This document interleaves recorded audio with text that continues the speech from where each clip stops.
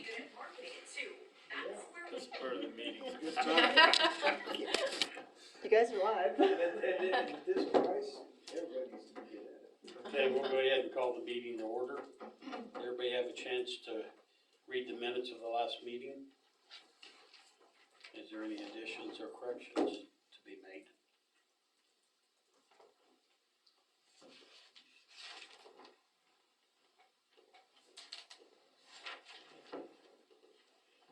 If no additions or corrections, do I hear a motion to approve it? So. Moved by Dara, second by Kale, all in favor? Approved. Okay.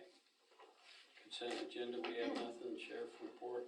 New business, okay, we need to make a call into the Collections Bureau of Kansas. He's expecting our call. His name is Kendall McVeigh. And there's his phone number. We need to put these around.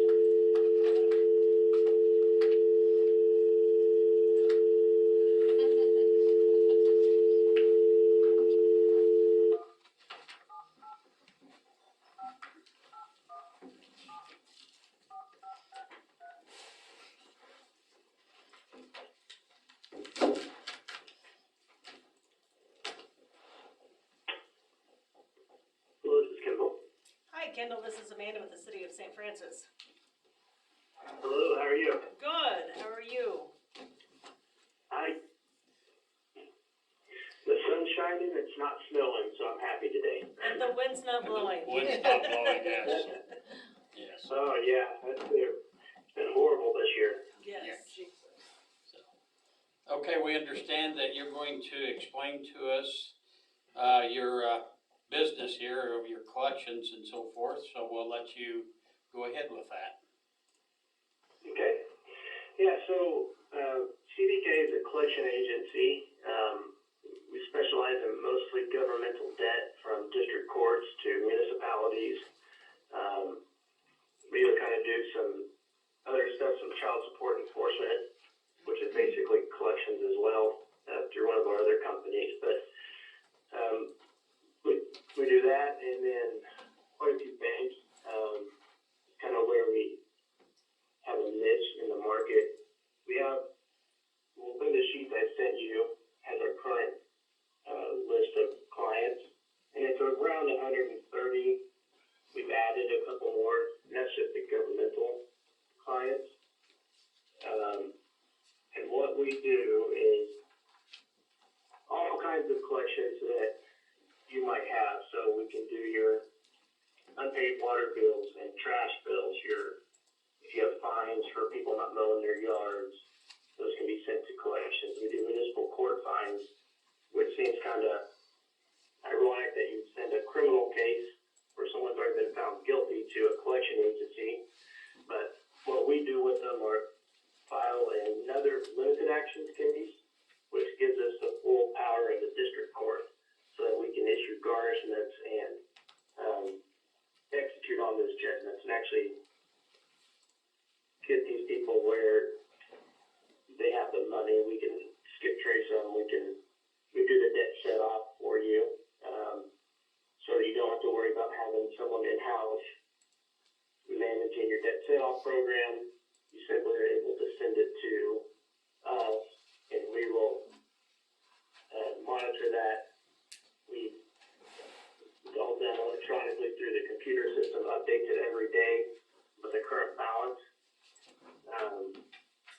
And the way that the collection process generally works with us is you send the account over to our agency. We usually get those put in the system within a day or two the most. And then we immediately start sending letters and phone calls. If we aren't able to get a hold of them within 45 days, it automatically goes to the law office side. So what's a little unique with us is my wife and I own CBK together, and then I'm a lawyer, so then I own the law office. So traditional collection agencies aren't typically like that. So when they send the account to a lawyer,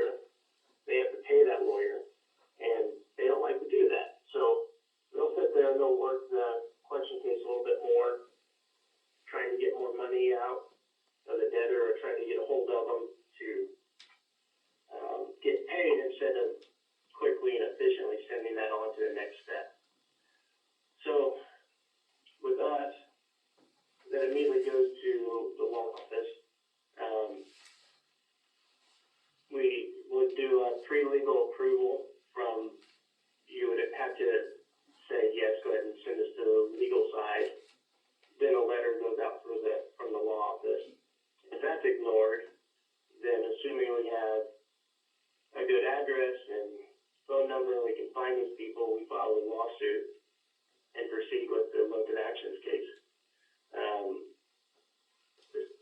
After we receive judgment, then we start going through the garnishments, whether that be a wage garnishment or a bank garnishment.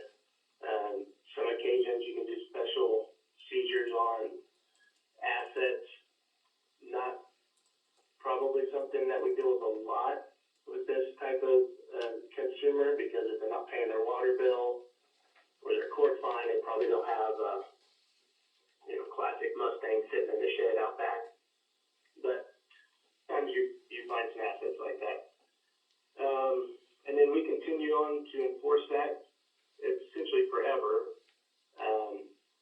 Kansas law allows us to continue to try and find these people and try to get you the money that's owed,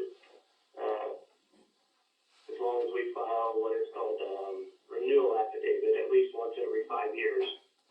So we essentially keep this alive until the consumer either passes away, at which point if there's an estate and we can find it, we'll file a proof of claim in that, or they file a bankruptcy, at which point if this is an exempt debt, we monitor it through that bankruptcy and proceed on, or if it's not an exempt debt, which means dischargeable, then we will file a proof of claim and get what we can out of it, and then the debt would go away. This whole time, it'll be in debt set off the entire time it's with us. And let's see. And I think that's generally about it. One of the other brochures I sent you is a collection methods comparison, which kind of sets out the benefits of each part of it. You have your set-off program, just your agency, just a lawyer, and then kind of what we provide with all the assets. Kind of, if we can stop this process anywhere you want, so you can say, well, we're good with just sending it to agency, but we don't want to sue people. We can do that, and we can stop everything there. It's just, the farther along you go, different people will pay at different times in the case.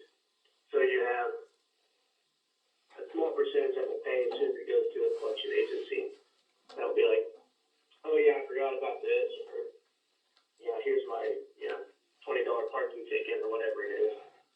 Then you get a small percentage that will pay when a lawyer sends them a letter, and then another percentage that pays when they actually get sued, and another percentage when they get paid when they actually get a judgment.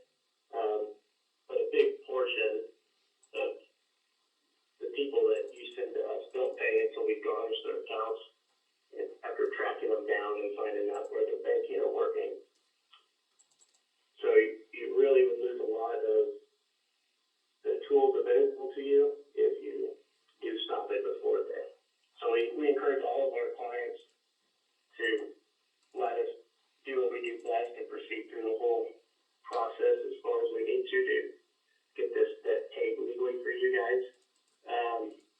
One benefit that you have over, say, the bank is the court system's free to you. So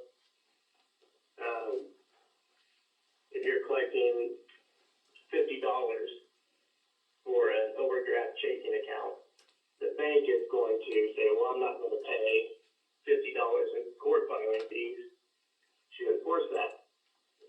That $50, you're spending good money after bad, which makes sense. For municipalities, you don't have to pay that $50 filing fee. So we can literally take even a $50 case, trash bill or whatever might be the case, and file a lawsuit on it if we have to. And it also gives us an opportunity to talk to these consumers and say, if you go ahead and just pay this, you will save yourself that filing fee, because we can dismiss it before judgment and court costs. So we do Shawnee County booking fees, which are $45, and there's quite a few of them, as you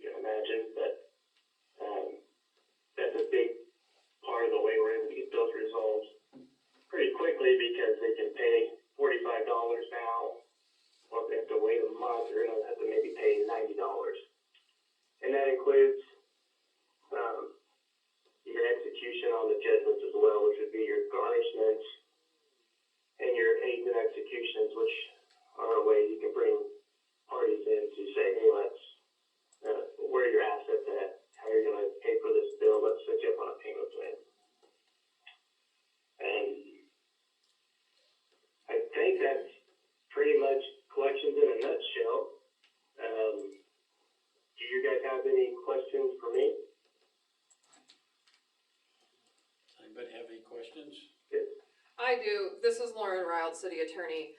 As far as notice to the debtors for it being turned over to essentially a collection agency, it being turned over to you, what is the notice requirement, and do you provide us a form of notice that we can send to them before it goes to you? I'm Laura, what kind of debts are you talking about? The So if there, municipality, like your yes, court fines, or like, yes, if there's a municipal court judgment, so the one that's most common is we have an ordinance where if your property is out of compliance, it's $50 to $100 a day that your property is out of compliance. We establish the time, the court sets the fine, say it's $1,000 because their property was out of compliance for so long. They don't pay any of that and we're going to turn it over to you. What notice do we need to give to them before we turn it over to you? legally, as far as I know, nothing, unless your, city code requires that for some reason.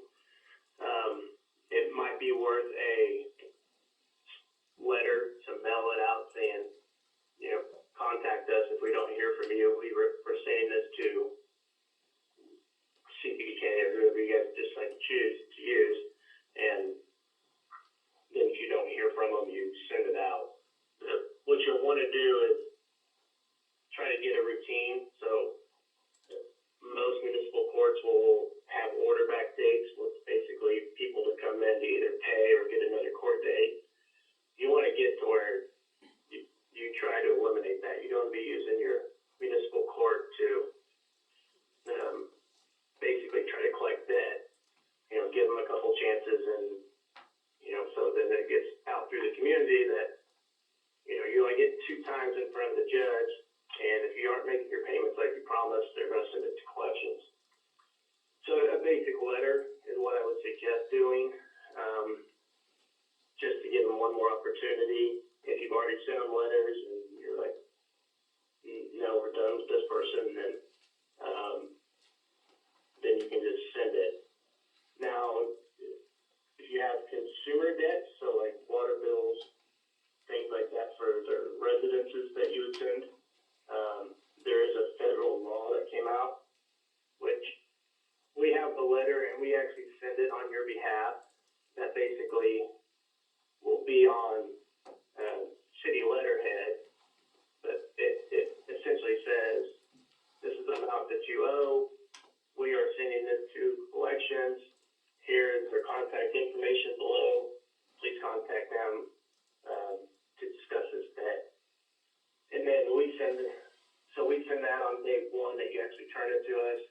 And on day 2, we send out our normal letter, which is also required by this federal law, to give them an opportunity to dispute that debt with us. But, and I'd be happy to talk to you more later and go through, look at your code and see if there's some kind of change we need to make, or look at how court costs, or not court costs, but attorney's fees and collection costs are addressed in there, if at all.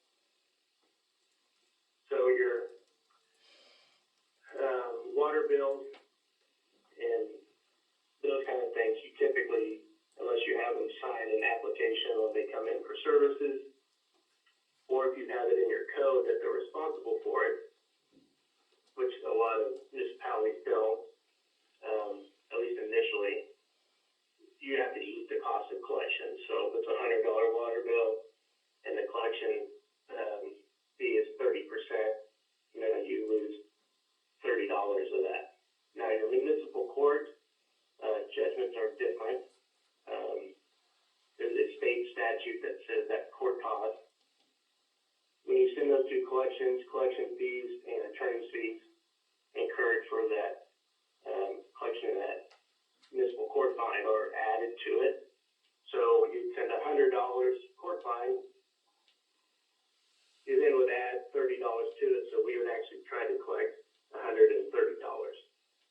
And that is capped at 33% by statute.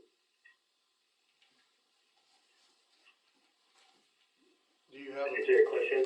do you have a fee schedule for this service? Pretty standard is 30% for these. It's 30% of what we collect. So don't collect anything, you of course don't have to pay anything.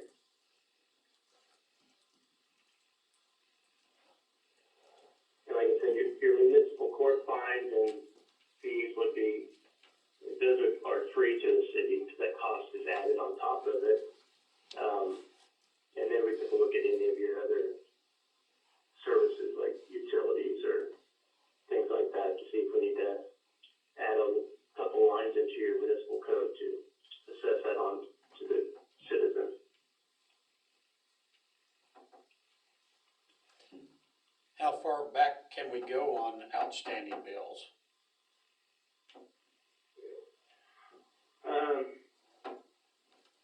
Municipal court are as far back as you have the records.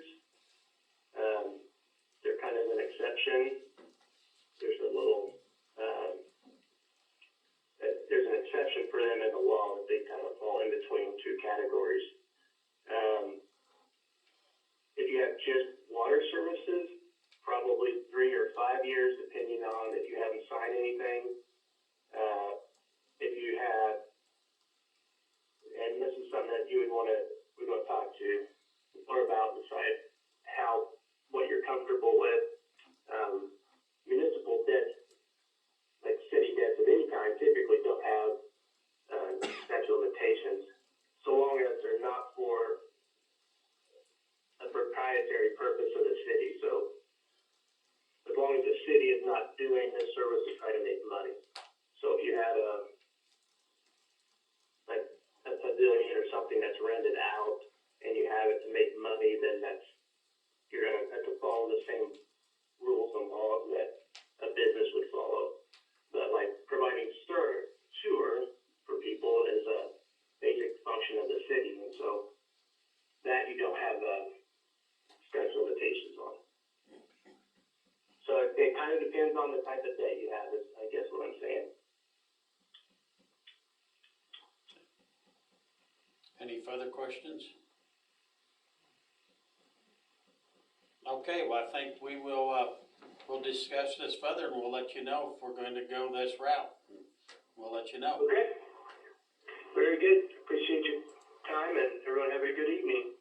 Hey, thank too. you. Thanks, Kendall. Thank you. Yep. Bye. Bye. Okay, any further discussion, or we want to do it later, at a later time? Or do Just we be all agree curious that to we're know gonna? what we have as far as outstanding debt, whether it be municipal court or city utility wise. I can Give a print a general report idea. tomorrow. Yeah. I'm just curious to know though, on the electric part, like he's saying sewer is a service, but electric, It would be a service too, I think. Yeah, I think that'd be service too. I'm pretty sure. I can check with him on that. I feel like when he was talking about making changes, I feel like I've heard on the clerk link that, there's ordinance, just passing an ordinance to change our code to allow us to go back however many years or whatever to collect. I might call him tomorrow and get some clarification on that.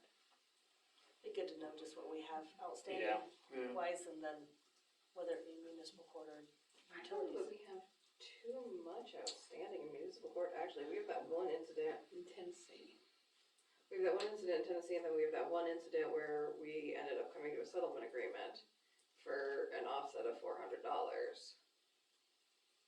And that's still, what, 700 outstanding? We have Probably a couple thousand maybe. We have 1,350 in one case. And then a combination of 3 cases with the same defendant has, I think, about 700 outstanding.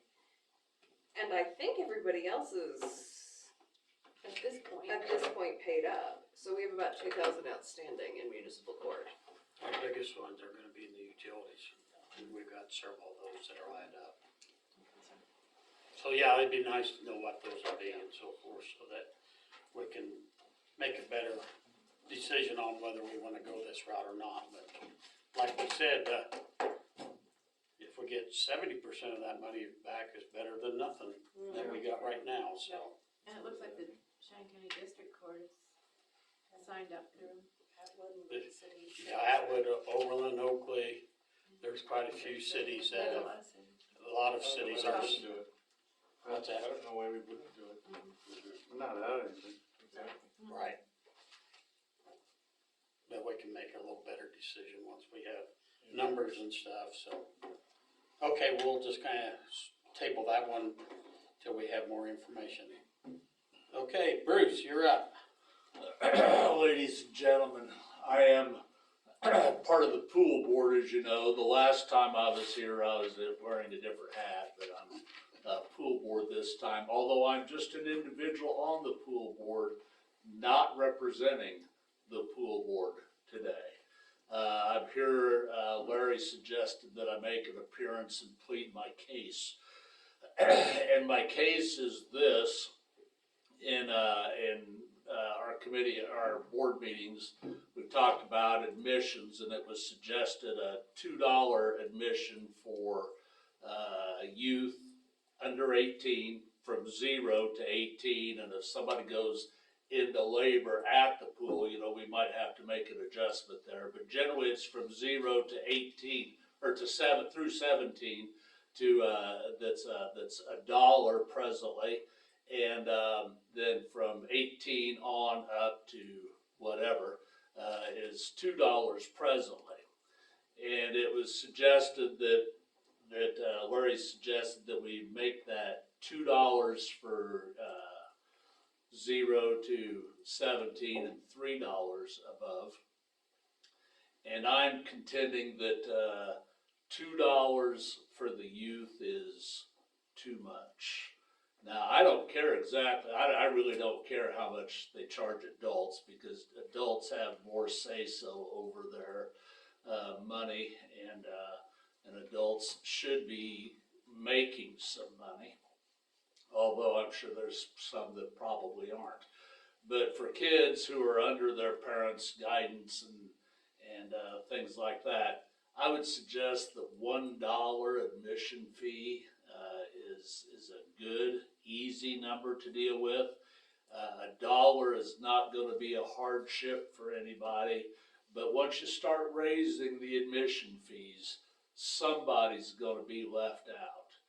And I don't think there's anybody here that wants anybody to not be able to go swim because of financial reasons. And it wouldn't be a great number of kids that would be left out, but anytime there is a fee raise, there's somebody that is not able to make that. So I would propose that for kids 0 to through 17, that we leave it at $1, and then for adults, $3 is fine with me personally. So what say you? Do you guys have like season passes? There are some season pass options. And as Lila and I were talking the other day, season passes are a good money maker for the city, because nobody uses the capacity of their season pass, and that's been the history for, well, since 1981, when I was the manager of the pool. There were The Neal family a lot might of have people got that the bought use out of season. theirs. but- Pardon? I said the Neal family might have gotten the use out of theirs. The Neal back in the family day. did, but I know there were numerous families that would buy season passes, and through June, they would be used often, but after the month of June, the use would decline. You'd also mentioned something about your concern with the paying the pool off with the bonds.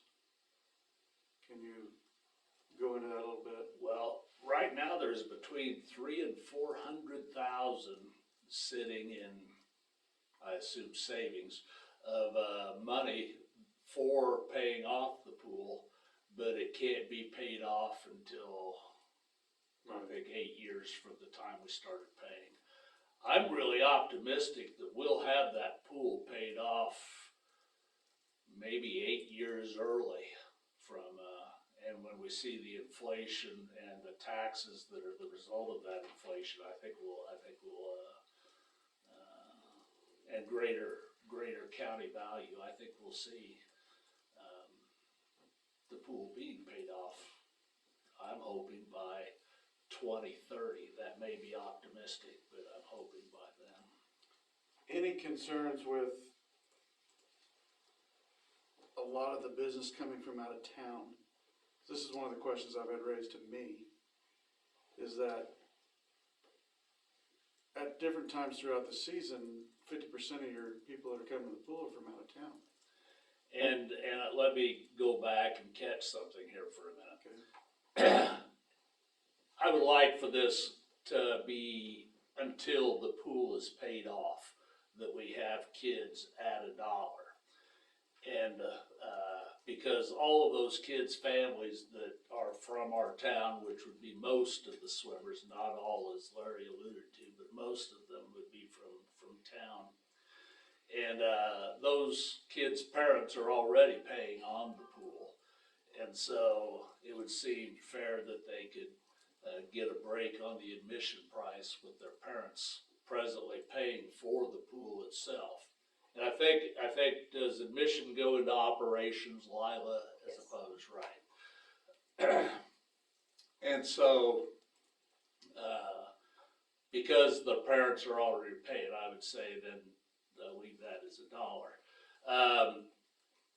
Lila and I talked about that a little bit, and I suggested that if we wanted to catch more money from out-of-towners, that we could have an admission for kids within the school district, which is the entity that this tax is. So kids within the school district pay $1, and maybe kids that are outside of the school district pay $2. I believe it's Cimarron that does something like that. Lila suggested that would be discrimination against kids from out of town, but I'd have two responses for that. One is there's already a discrimination on age, which is a federal discrimination consideration.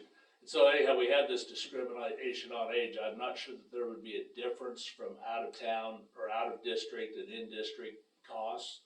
And, at the school, when we charge admission for ball games, St. Francis students pay an activity fee, which is like $5 or $7 a year, and that allows them into all athletic events free. And kids that come from out of town, like the visiting school, they pay the full student price. And so there is that. And a second thing I think we ought to consider is if kids are coming from out of town, oftentimes the parents are doing something else. Yeah. They're shopping or they're going to the museum, or they're buying gasoline here, or maybe having tires fixed or whatever. So I don't think it's probably a complete loss of revenue for kids from out of town, because the parents are doing something here, maybe swimming, which then they would pay the $3, but maybe they're going to the stores, maybe they're buying groceries, who knows what else. And so I think there'd be a way to capture some money there from the parents that bring those out-of-towners.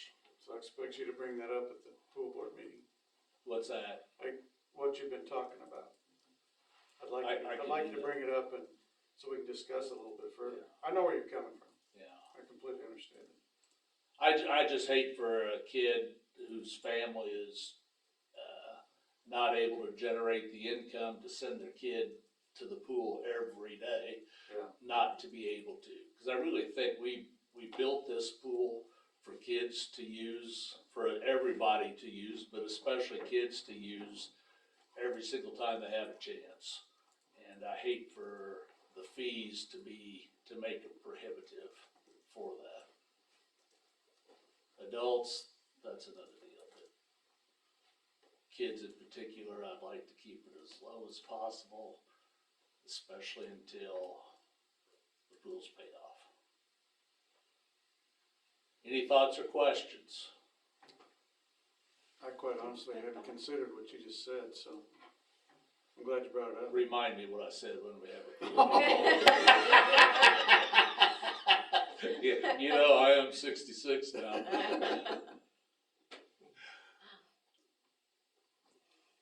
Ms. Reynolds, thank you very much for your contributions to the pool by funding days of swimming. Yes, absolutely. That's- I've committed to doing the opening day this year again as Yes, well. that's very much appreciated. Well, I'm happy to do it. It's a good way to give back to the community, which has been so welcoming to me for my last, 7 years here. Okay, good, good. I'll leave you all to discuss it if you have no questions. Okay. I am very excited to see the street machinery here in town again. Looking forward to see what happens. I'm sad to see our superintendent go though, but excited to see what's going on. Last summer it just seemed like there was machinery all over town doing something or another to make the city better. And I just thought it was truly exciting, especially to go on Facebook and read the people who didn't think it was so exciting. But I did, I truly did. It was fun. It was fun to see all the machinery and see it operating, putting up poles or doing streets or whatever all those machines do. So, okay, well, thank you for the time. Thank Thank you. Good luck. Appreciate it. Yep, bye-bye. See ya. I guess we could do further discussion when we get to the pool report on that. Okay, Drew, you're up. This is my first council meeting. I don't know if you want me standing up there, if you can, I'm usually pretty loud, you can hear me. I can get louder, so. I represent Cattle Creek. I'm the general manager of Cattle Creek Cattle. I've been there for almost a year now, or just over a year. We would like to ask the city, you have a chipper that's currently sitting over in your lot. We're doing this out of the Cleaner Climate Initiative that the president's put forward with this grant money. We're not going to apply for that grant just because some of the stipulations there we don't agree with the Cleaner Climate Initiative. But what we'd like to do, with knowing that you guys have some issues with the recycling of the brush and the yard waste at your recycle center, we would like to invite the city to bring it to us at the feedlot. We have a charcoal making machine, a biochar machine. We also do bone char with our waste from our slaughter facility, which is highly carbon neutral, zero waste. We believe in using everything that we can at our feedlot to be as neutral climate-wise and environmentally as we possibly can. We would like the use of your 1250 chipper and open our facility up to the city and the county to bring all the yard waste, the tree waste, anything that's not trash, to keep it out of our local county landfill. We're wasting we feel that it wastes a lot of valuable space at the dump to be buried or not utilized in some way as compost or as wood chippings for people of the community. We would man the machine, we would chip and offer it back to the community, as well as the grass clippings and everything else that we make into compost, that we would sell it back to the community if they give it to us at cost. I don't have that number in front of me right now what that cost is. We do provide compost that we currently create to certain members in the community that ask for it or come and pick it up and buy it. I do have a sample here if you guys would like to look at it to see what it is. I'm telling you, it's not, you think using animal waste and manure and everything else, it has a smell. It has a slight ammonia, but that is pretty much it. I'll let you guys pass that around and see what we produce with the animal waste and our feedlot waste. So we use all the trimmings from the manure from our feedlot to create this compost. It's very 100% natural. Like I said, about the only scent it has is a slight ammonia. But it is the best that we've seen running samples to McCook to be analyzed. It is 100% natural, and it is the highest in nitrogen, phosphorus, potassium, all your vital nutrients that you need for the ground. So we would like to offer that service to the community to help you guys with the recycle side of. Well, we'd have concern on is the nitrates that is in the grass and all that up there, that we'd have to have some road up that would, free us from any, liabilities because of the nitrates in that. And then you're saying for us to haul it out to you guys?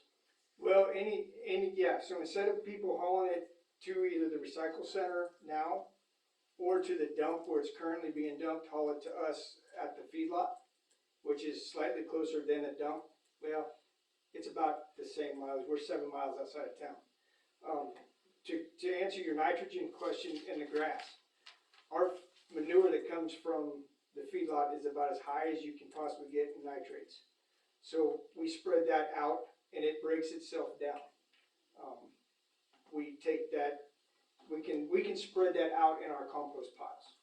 Plus it turns, the heat itself breaks some of that down and allows it to move. Nitrogen and nitrates are one of the most moving nutrients you have in the ground. That's why you get a lot of leaching with nitrogen, because it does move. But we do balance that out. Like we said, in all of our samples, it is not too high in nitrates. And we have some of the highest, the manure from the feedlot will burn about anything in a raw state. But by the time it breaks down with us in 200 days, in its natural decomposition, it neutralizes itself into a usable source. Well, we've got this set up where the people take it right up here. They're not gonna haul it to you. Okay. I'm sure of that. And we're not gonna have time to haul it out there. Mhm. Cause we just don't have the manpower in the city to keep doing more and more stuff all the time. So I don't know what the council thinks, but I don't think we could haul it to you. You'd have to come and get it if we agree on that. And, then I'm not sure what everybody agrees about the chipper. I don't think you can do that with ownership. You'd have to. I know. I don't know how I just don't know how. We've never done anything like that. Not to say it can't be done, but I would certainly check into it. As the closest thing we've ever come to something like that would be utilizing equipment back and forth with the golf course a couple times. Mowers and pluggers and stuff like that. Other than that, the only other thing the city's ever shared or utilized equipment for another entity was the county. And so, again, I'm not saying you can't do it. I just don't know how you would, I don't know how. And we don't use it now? What's that? We don't use the chipper at all? We do use the chipper. Oh. It's storm work. It's typically, we don't, when there's a lot of tree trimming, that's usually a contractor, Ward Electric, that does that. When we do it, it's in a storm where we have a lot of stuff go down and we're cleaning up as we're, getting the utility back on. And out at the dump, what, do they ship any of that or burn it or what? I think they burn it, don't they?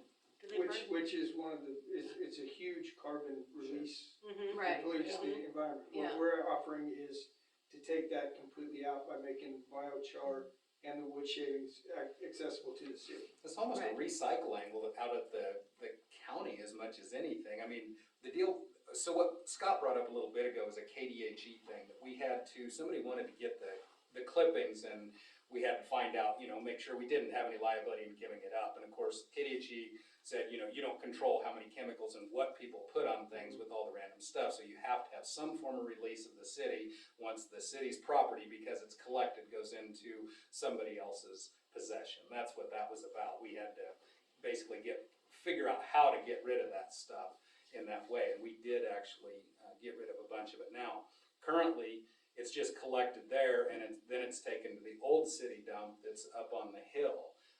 That's our transport distance for it currently. Obviously, it'd be in everybody's best interest if it could be used in this way where it's getting utilized, but the economics of transporting from the city's standpoint would seem to be cost prohibitive. We're going, 1.75 miles out there with that stuff, so it's a great idea, I just don't know how you, how we make that work. Well, we just put it on the citizens. I mean, the mess that they're creating now, I see Facebook postings and we've been told all the time. We would like to not have it there with what we The get. trash that people, because it's an unmanned site. Mhm. Where it comes to us, it's a manned site. They go across our scale, we'll weigh it, we know exactly what we have, so we know how to mix it appropriately. And we can cut down on the trash waste and So you would be asking the city to stop taking compostable material, bring it essentially? to us, yes. And we would utilize it, in turn, give it back to the city. Or if people wanna come purchase some from us, we would be glad to load them, and we're not going to haul it per se, cause we, manpower wise as well. But we will chip it, we will make charcoal out of it, we will make, compost out of it for gardening, city beautification products, anything else like that that you guys would need as a city. So what would you see as a use for the city?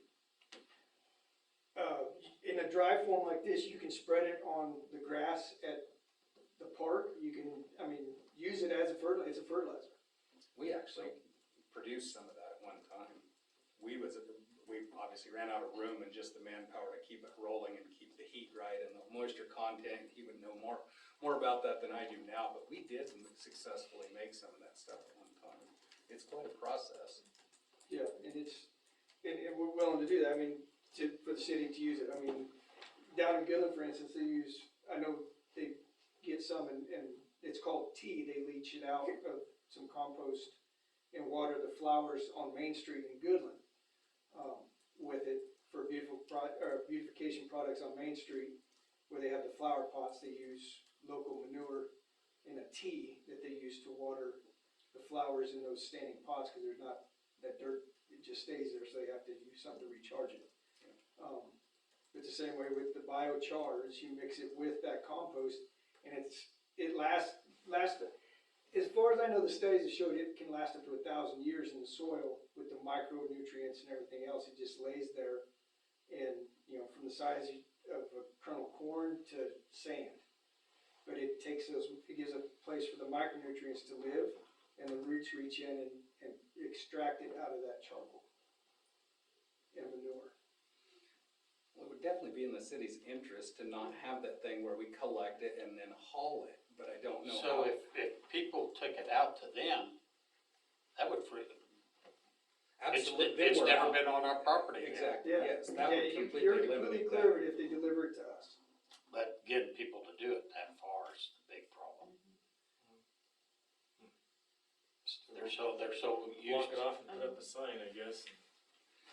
Or if there was a container there or something that, Then we gotta haul it. No, they would have or to if haul it. they, Yeah. basically it's down to the individuals hauling it clear out there. Yeah. Grass clippings Well, every week or. Would you guys have any way to transport it? Right now, we don't. The one truck we do have is questionable, best running around the feedlot. We don't like to take it out very often, just because of finding trucks right now is pretty tough, but, yeah, we haven't really discussed it, but logistically for us, we just don't have the manpower as well with being a full operating slaughter facility and feedlot.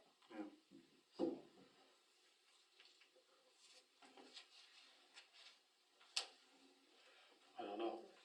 Do we have any expenses now with? yeah, how much Kyle? time do we put in?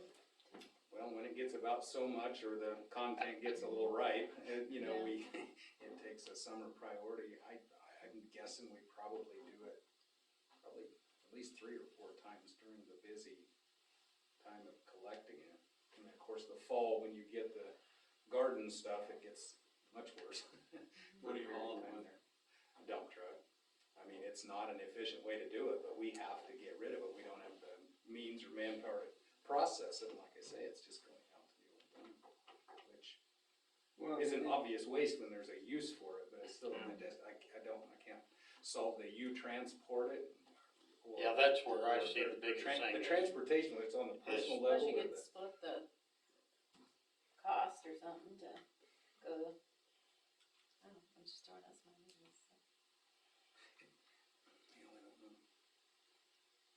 But I know there's a lot of manpower involved with people that take plastic bags up there and just throw the bags out, they have no.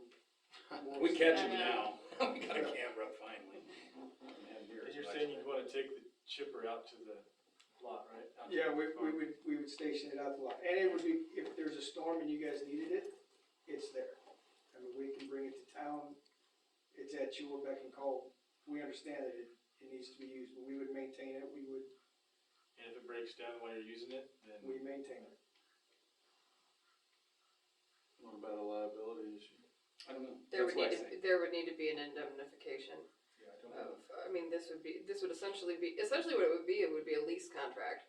They are leasing it from the city for the consideration of hauling the waste, or the city, I mean, eliminating that liability or eliminating that issue from the city. That is the consideration they are providing to the city. However, they would need to, one, indemnify and hold harmless the city, and two, it would need to be written in there that the city has the right to make demand for it within 24 hours, or to make demand, and it needs to be brought in within 24 or 12 hours, or however long it's needed for a storm. Immediately. Yeah. I mean, that's what it is. It's Okay. We hook onto it when we need it. But It's again, not- in a situation like that, we also are giving you a spot to bring the product where, if there is a storm, you bring it out to drop it off to us, you don't have to worry about it again. So. And does the county have an interest? Should reduce volume I mean, out there. Mm-hmm. Have you talked to the I commissioners mean, at all? if they, I'm gonna talk to them on Friday also, I'm kinda curious to see what their feedback is on it. but yeah, we wanna see the dump not be utilized in using a product that we can put to better use, and Mike's big thing is climate.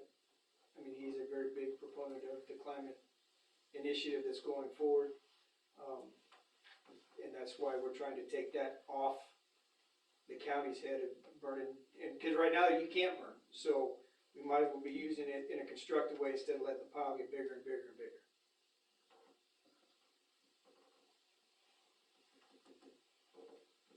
Okay, well, I think we've had some discussion and some things to consider there.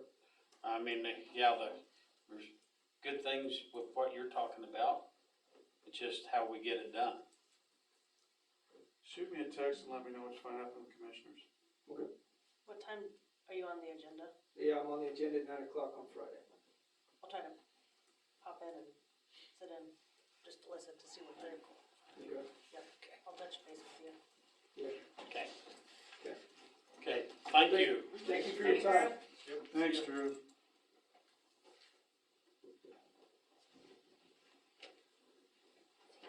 Y'all have a good week. You too.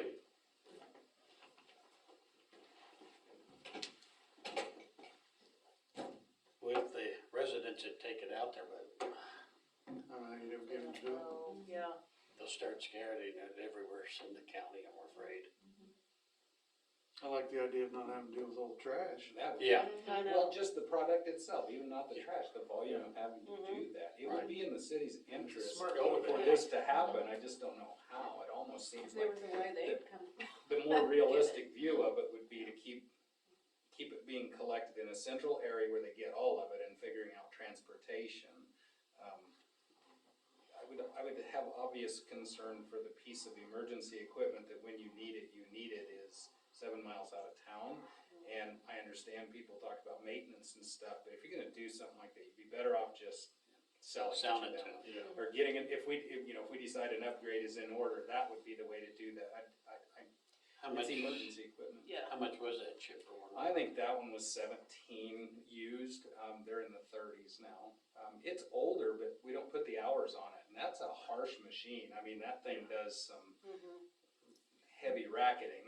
How big a limbs does that take? I think it's 6, but you don't dare put those in it, it really grinds to do Yeah. that.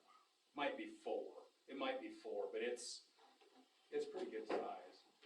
But yeah, I don't know, Let's see what he finds out from the commissioners. If they could get some form of transport, I still think that'd be the better That would, thing, because getting telling people where you used to take it across the highway, now it's 7 miles.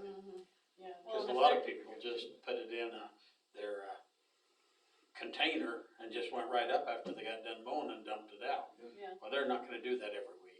No.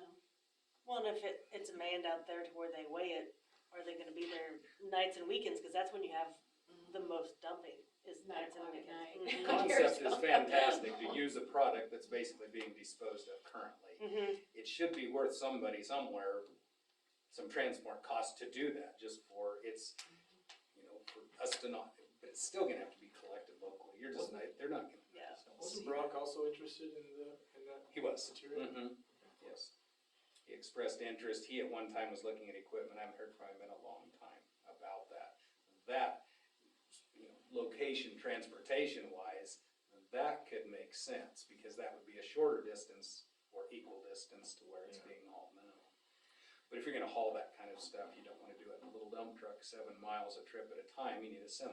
It just makes no sense to scale. But it Plus, would the be. county would be for it enough that they would say they would take one of County their trucks public. and load her up there, every so often, and load it up and take it out there and dump it for us. And that would take you back to the release form. Yep. Which would be very important, because you're collecting it on a city site. They were very specific about that with yard waste, that's important to have that release. Terry Hill was the last one who took it, from the city, and we had a form for that. I don't know if it'd be in the file, but it'd be at least 12 to 15 years ago. Okay, well, let's wait and see what the county says on what they're proposing to, so. Okay, next item was the library board appointments. And they are Pete Davis, Karen Neitzel, Marilyn Nisdale, Ramona Riley, Nancy Roveren, Sandy Bandel, and Mary Morrow. I hear a motion to approve those library board members. So moved. Second. Moved by Amanda, second by Larry, all in favor? Approved. Okay, Ralph and Althea LeBeau have a trash waiver. It's a renewal. Oh, it's a renewal? Yeah. Okay. Do I hear a motion to So moved. waive that? Moved by Larry, second by Cale, all in favor? Approved. Okay, the Way Church is wanting a rental application for a special event at the band shell. It's out of Denver. They're out of Denver. They've come here, I think, several times, and they've marked it as a public event, but it's not technically that. I mean, they're not gonna advertise. It's not like the concert in the park where they're gonna be putting up posters or anything, but it's public in the sense that if somebody hears about it and they want to come, they're not gonna turn anybody away. It's an evening for their youth group. Is this tied in at all with what David's working on? Do you know? These guys do this they've done it They've last done several it. Yeah, they years. do this every year. They And usually set up a whole bunch of tents down on First Street. They'll come in, there'll be probably 15, or not maybe 15, but 10 tents set up. They bring a lot of kids out of Denver down here for the weekend. They play games in the park, and, yeah. Yeah, and worship and music, and I guess basically, they didn't ask for it, but I'm not sure that they knew to ask for the waiver of the fee, and liability insurance. It's not gonna be a huge crowd, and it's, like I said, it's not an advertised event.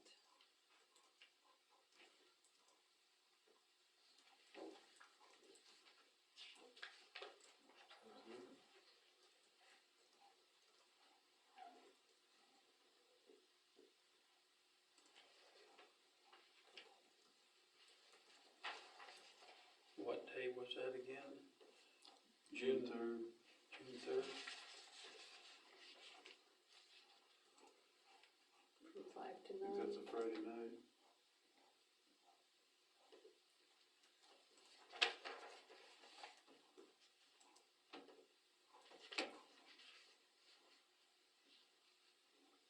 Any discussion on it, or do you want to make a motion to approve the event? So moved. And waive the fees and the liability insurance, you'd need that in your motion if you're wanting to do that. I move to approve and waive the fees and liability insurance. Been moved by Amanda, second by Kale, all in favor? Approved. Okay, property cleanups. We have several that have had letters go out. One of them has been abated, one of them has been given an extension of time, one of them was issued a citation. I do have 2 affidavits, JR, I need you to sign. I brought my notary sample, notarize them. This is for the photos which were taken when the first letters went out. Since you're no longer gonna be city superintendent, I either need you to sign these affidavits or I need to subpoena you to testify against them, so I figured you'd rather sign an affidavit. So I have those, that way we can establish the evidence in the municipal cases against them. 2 of the properties, the Dennison property and the East 4th property, had their first appearances on the 20th, last municipal court day, which was the 20th. And it was explained to both of them that they need to contact the city once they believe they are in compliance, and then an agent of the city will be sent out to them, and the time stops running. The daily fine for being out of compliance only stops running when an agent of the city tells them they are back in compliance. And so that was explained to them in municipal court. It sounds like they're going to be working on trying to get them fixed up. The Dennison property sounded like they had questions on what would need to be done to bring it into compliance, and I told them that they needed to contact the city, and then an agent of the city would be in touch with them to let them know. I couldn't make that determination because I'm told when it's out of code and I just prosecute that. So they may be contacting the city, and I think Scott and I were talking about, so initially we have property that's out of compliance. Mhm. We've driven by somebody from the city, we know why they're out of compliance. Why couldn't we almost have like a checklist of, these are the 5 things that initiated the letter, that initiated the citation, you take them to court, and they might have alleviated 2 of the 5, but there's still 3 out there that are remaining to where they know from the get-go. That's why I require photos at the time the first letter is sent and at the time the citation is issued. We can establish what has changed. But if they have a list of, Hasn't these are the changed. things, Well, I mean, I think if we're gonna, at the point that we're gonna do a list, I would think that the list should go out with that first initial letter. that's what I'm saying, yeah. and then with the citation, and then with the court hearing, you can say, well, here are the 5 things, the city has marked off that you have taken care of these 2, these 3 are remaining, instead of, you're still not in compliance. And I Contact have City Hall. I have no objection, I mean, if whoever is taking the photo and causing the letter to be issued, Write down is- all the issues that there are. write from them the get-go, down And then and that, enclose it. Yeah. Yeah, I mean, I think that's a great idea, because they'll come in and they'll say, well, what do I need to do? Well, have you called the city? No. Have you asked anyone to come by and inspect? No.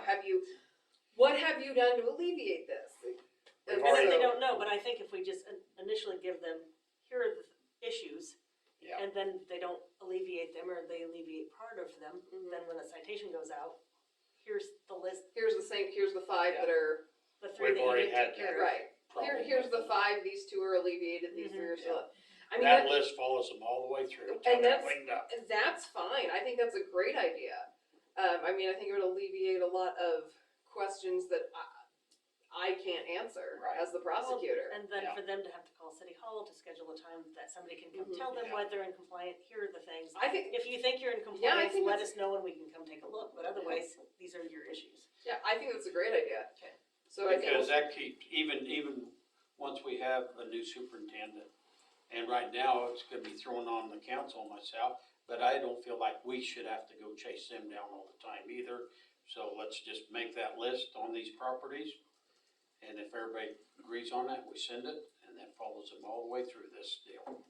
Yeah, cause we run into that years back, even last year with one property owner that walks in here and says, well, what do you want me to do?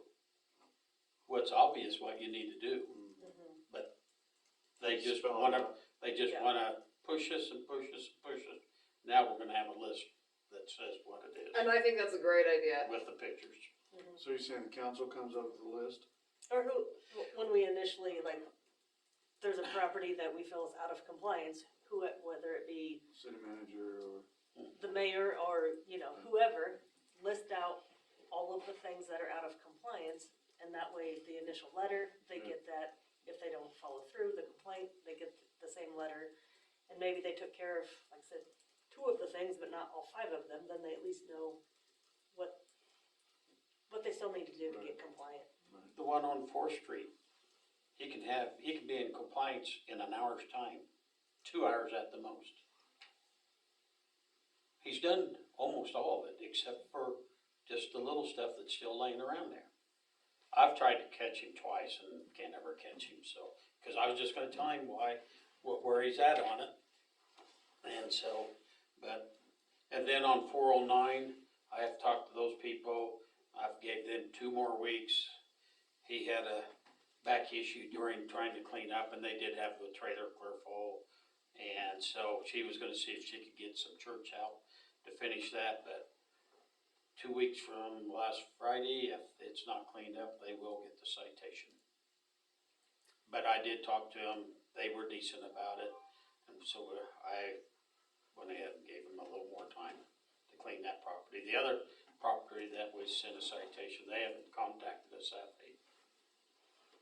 So, And 316 South Quincy is abated. They've abated it, okay, South Quincy. correct? That's the one with just the one car remaining, but it's clear up by the garage.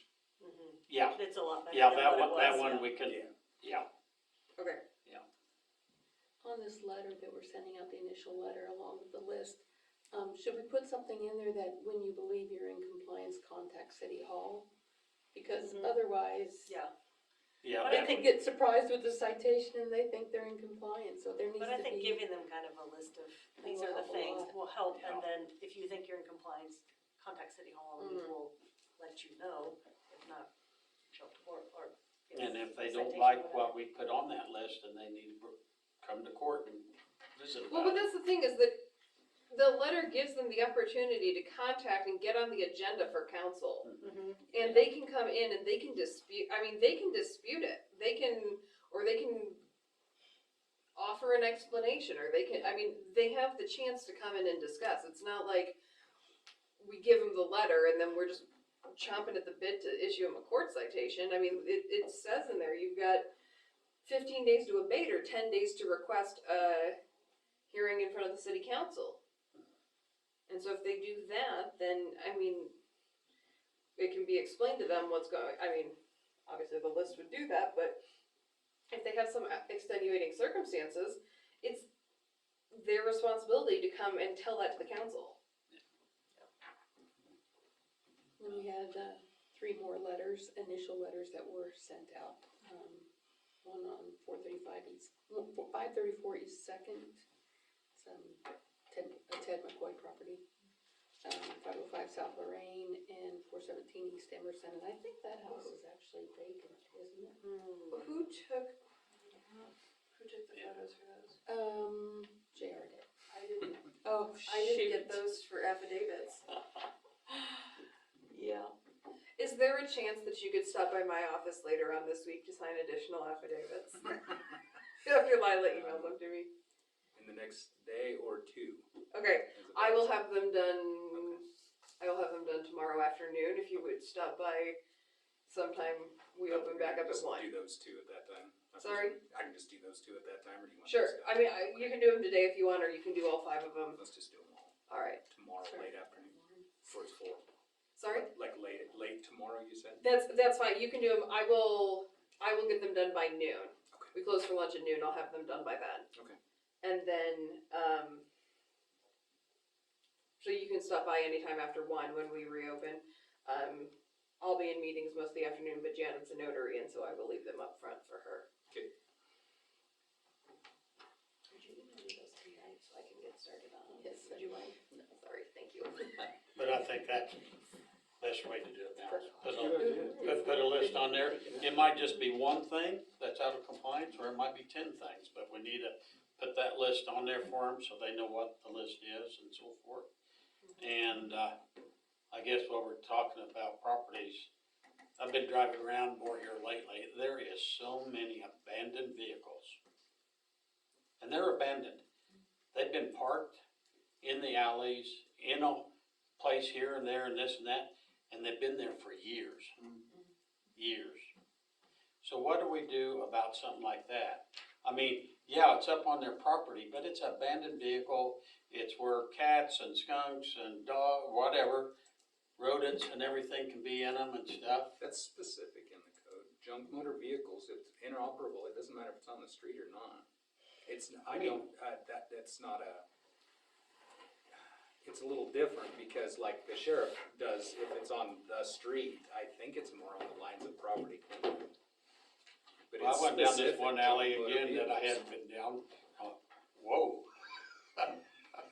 I couldn't believe there were 3 pickups stuck in the holes down the alley.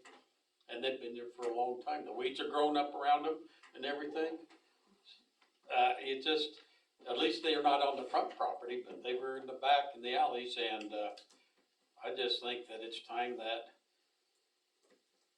I don't know, if we get a write-up in the paper to start talking about abandoned vehicles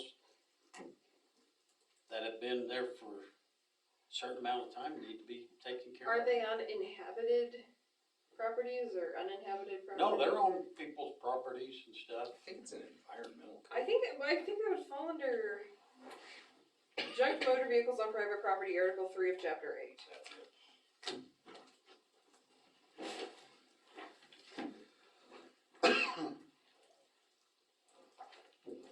Iron prices are going up, so I don't know why they don't get rid of them.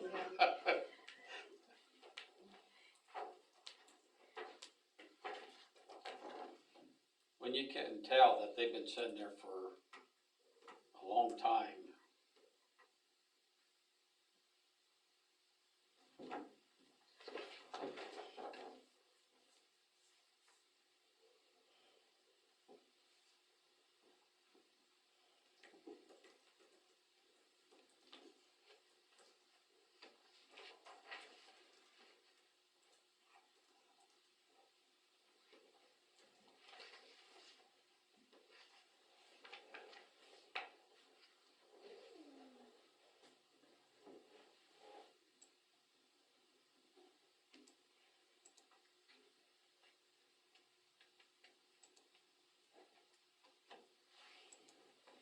It has basically the same procedure as the property cleanup, with the exception of the notice time is 10 days to abate the condition or 10 days to request a hearing, rather than with property cleanup, 15 days to abate and 10 days to request. It's 10 days for both actions in this case, but it's the same. There's upon a public officer, the mayor with consent of council shall designate a public officer. Public officer shall make inquiry and inspection of the premises upon receiving a complaint or complaints in writing signed by 2 or more persons, or is informed that a nuisance may exist by the Board of Health, Chief of Police, or the Fire Chief. Public officer may make such inquiry when he or she observes inspections which constitute a nuisance. There has to be a written report of it from whoever's doing it, so that one does require a report.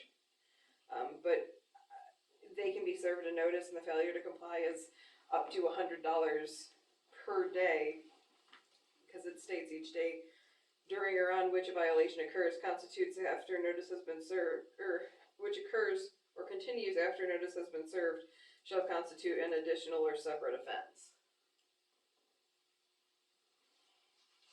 So, What's everybody think? I mean, if you really drive around town, there's a lot of abandoned vehicles. And they are abandoned. I don't think we wanna just go start sending out letters to everybody, but I'm wondering if we somehow try to put something in the paper to by this fall, have those abandoned vehicles gone. Yeah. And then if not, then they could start receiving the letters. Give them this spring and this summer to get rid of those vehicles and stuff, but, I mean, that's just another thing that just collects all kinds of stuff around it. It's a fire hazard, and this time of year, the way we are right now, anything, you know, with the brush that's around them and this and that, it's just too many issues with it.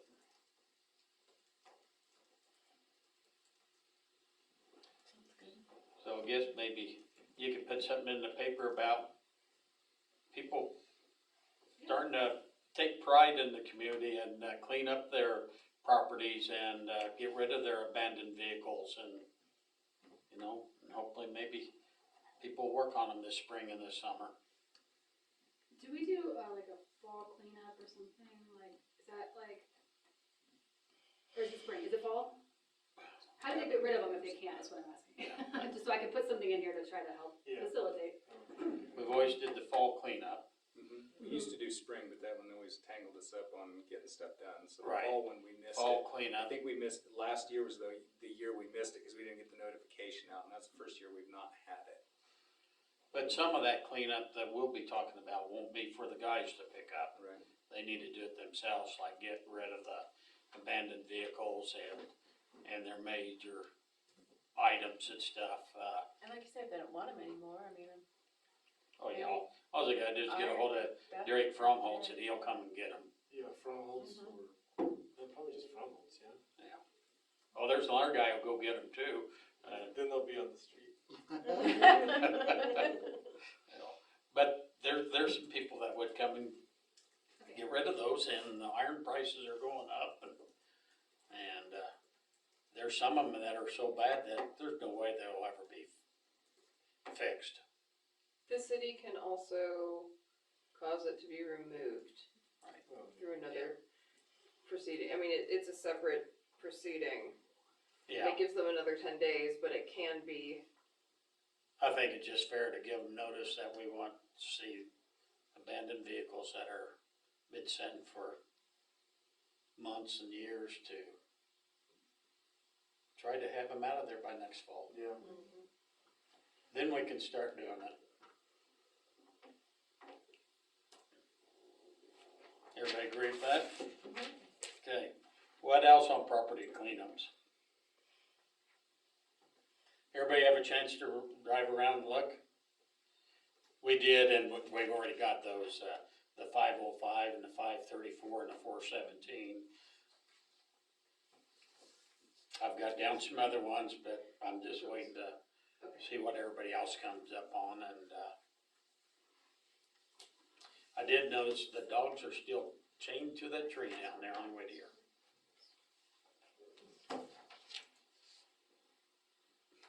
He's got the kennel deal built in the back, but he don't have a gate on it. The dogs are still is chained. the dog sitting in dog feces? I didn't notice, I didn't pay attention, I just knew they were still chained up out front the other day. The ground is run completely to the dirt, and there's holes dug. If Yeah, there I wasn't mean, that they run many around there it is so today, often that. it's the same show. But he's built a place in the back there for him, to put him in a pen back there. I don't know why he hasn't put the gate on and put him back there. But last week, they were still chained to the tree.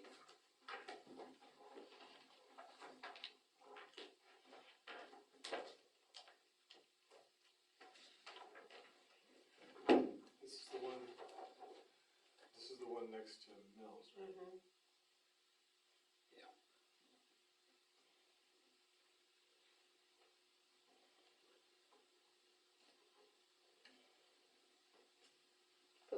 JR, they were in compliance though with the property cleanup. Yes, they did. Yeah, he cleaned up the backyard, I agree with that other too. letter was, they were good on that.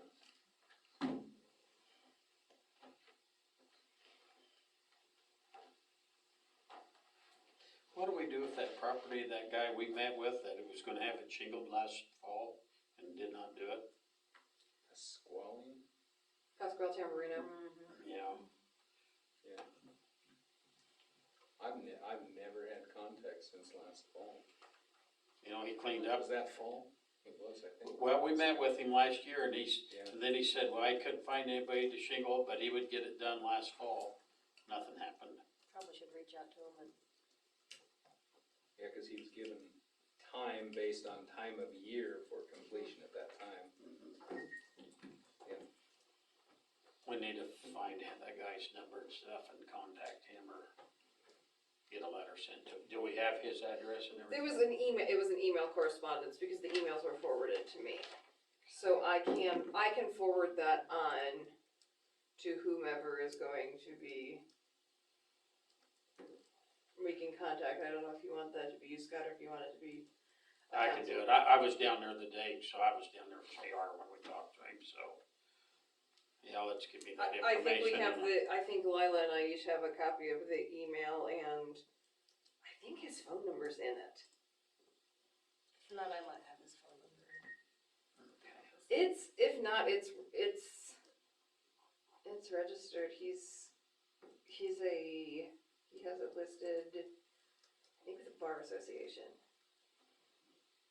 Cause he's a licensed attorney in Kansas, but he doesn't live here or, to my knowledge, practice.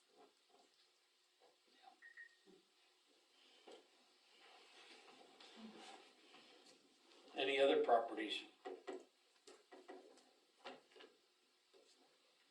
Okay, well, like I said, if you drive around and you see something, write it down and we'll visit about it. Projects pending. Anything on that? On Washington Street Beautification Committee, we were awarded $2,500 grant for banners. I have to get in contact with the gal to get some finalized quotes on we met Friday and finalized our designs, our 2 designs that we want to bring to the city, but we needed to get quotes, so. Is this the grant that I did for? Mhm. So I haven't gotten notification of those grant awards. I Just gotta know people. I will follow up on that. It's in the mail. Yes, we got him. 25. As far as the access road, I haven't heard back from Michael Baxter, and I was going to reach out to him. I was at a little KAC meeting in Colby last Wednesday and ran into Jeff Stewart with KDOT and just happened to say, hey, you guys got any of that Ike money for access road in St. Francis? And he said, well, the state's offered up several things, and I said, what have you offered up? And Yeah. he said, Which ones didn't they take back? after they Yeah. offered it? they offer and then they take them back, and so anyways, he said, maybe it's time to revisit it, and I said, absolutely. So we agreed to be continued, but I did wanna reach out to Michael, since we've been in contact with him prior to reaching out to KDOT, cause I kind of know they'll go this way and then they do a 180 and doesn't ever seem to go, we don't seem to get anywhere. We're still trying to get our attorney to come in and talk to us. He was supposed to let me know his schedule. He was supposed to email me last week and I didn't hear from him. Like I said, after talking with Jeff Stewart, I thought I need to touch base with him again or just. And let him know you had that conversation. And I told Jeff, I said, there's spots that it needs to be blocked off. I said, it is a public safety issue. Like there's spots, Scott and I have talked, there's certain blocks that should be, Yeah. and or crossovers that should be blocked off. So I did point that out to him that. So.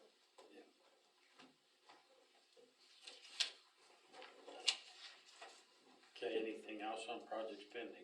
I have a question. Do we want to add any, well, maybe I'll wait till after JR's superintendent report, but some of the things that are like pending projects that he's been working on, if they're not at a state of completion yet, maybe we should add them so they don't get forgotten, since we won't have JR to remind us. So I do have the list of all active and forward things as best I can. I mean, just what I could come up with, so.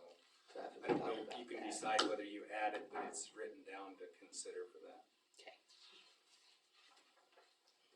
His billboard signs, I kinda like Oh, that one. yeah, Jordan sent, Scott, I think I forgot, you'll have to look at Amanda's. Jordan sent some proposals there, some, for the billboard signs.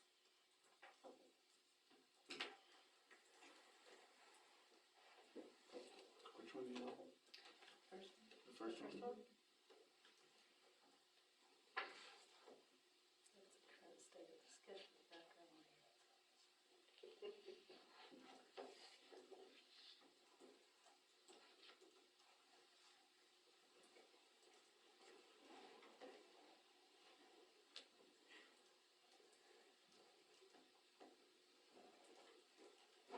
Is that the same as the first one, or what's No, different? see how it's kind of, I just, These that first one, I'm scattered- just like, I don't know what the shape.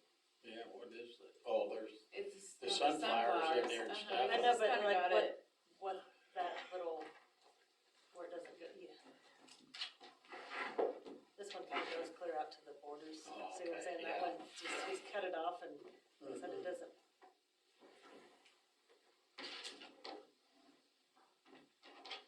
I don't think they look like, I'm just concerned with that background color, would that Yeah. fade pretty fast?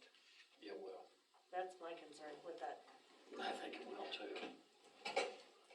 Why couldn't it be a white background with yellow sunflowers in there, green and yellow letters?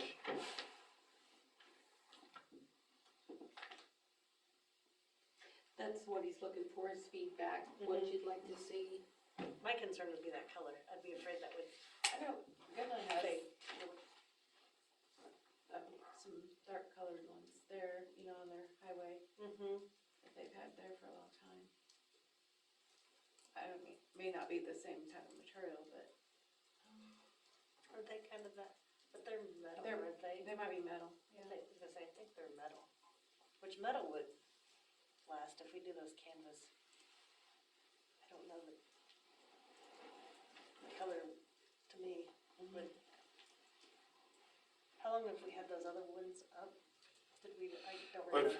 We ordered 2 sets of that, so we've replaced them once already. And when they first put them up, probably 8 or 9 years ago, and we've replaced one on each end. That one got really tore up out here that one year, so we had to replace it first. Well, I've been here 'Cause they're 7 both years and dark. it was after, Yeah, I think it's been 6. I was gonna say, I've been here, I've only been here 7. I guess, yeah, cause, It was the year I came on. okay, so 6, well, they didn't last that long. Mm-hmm.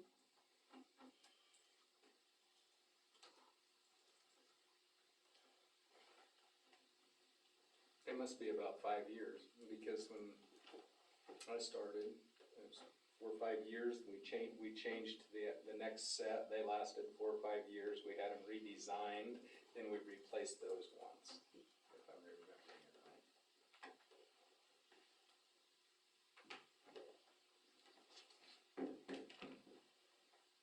What size are those? Those are pretty good size. 20 by 12, I wrote Probably. it down, because I measured it when we was, let's see, where would I put that? They're almost twice as big as what the motorcycle signs are, cause they're 8 by 12.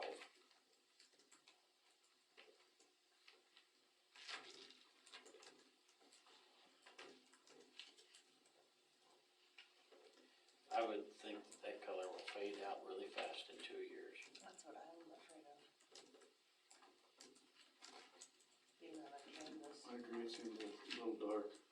I know he showed us a white one the last time, and we were all kinda like, oh, that doesn't really pop like, I mean, that was the only, cause he changed it to white. Yeah, That sketch he's working on though, you scroll down, that's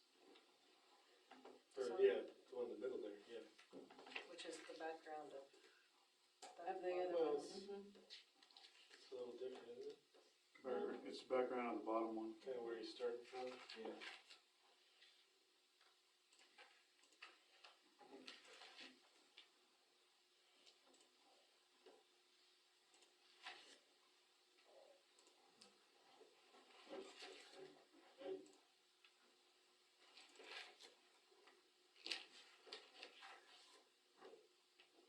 Yeah, just color maybe.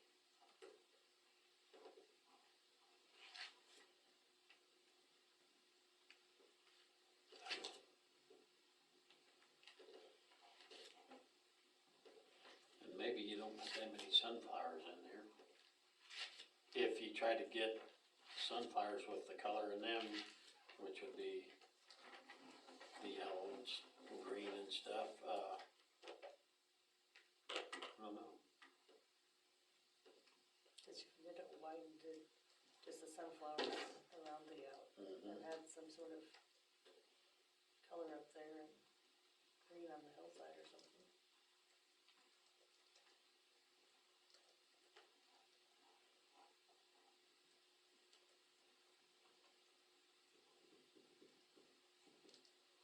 Cause we're thinking about going back to canvas, right? Yeah, cause I think he said that the way he was designing this, that,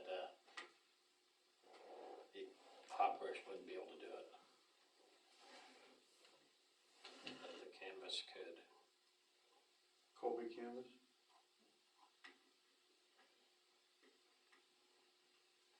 Speaking of that, JR, did you ever talk to, about the sign up? Call, they're on the schedule. Okay. Both signs, the LED and that, it's on this. I forgot to get it on this list, but a minute ago when we was talking about stuff, I remembered commercial sign. Okay. They're supposed to get us something so you can get a grant, or, get it fixed. Mm-hmm. Cause we discussed that Friday and. Yeah, I checked back, yeah, it's on the schedule. It's like, okay, 2.5 months, only 60 miles away. Yeah. Okay. Well, what's everybody think, so we can let him know? Some brighter colors. I think the background needs to be as light as it can be. With some older colors in there. With some bolder colors in there too, Yeah. to catch your attention. Use those colors that, in the lettering and the sunflowers and stuff, and the background be as light as it can be.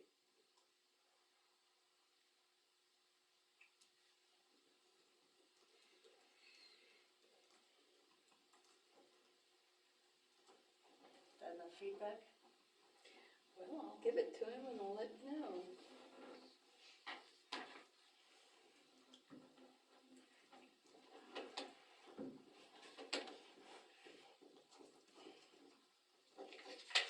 Okay, anything else? Guess real quick, that city code recodification, can't pronounce it. Recodification. Yeah, are we going to go ahead with that? Because that company was so much cheaper than, letting them do that? It was gonna be discussed prior to the budget. I think that it was Okay. on there, you do the budget in June, right? And so in May, I was going to reach out to the company and ask them for a quote. I already did. Oh, did you? Yeah, I have. Oh, well, look at you all over it. I did that right away. I reached out to two because I thought that would be appropriate to get more than one bid. And the one won't give us a quote without us actually sending them our code initially. The one that Bird City used gave us a very reasonable quote. I think we talked about this at the council. We did at one time, Yeah. You must so, not have been. okay. Probably during tax season.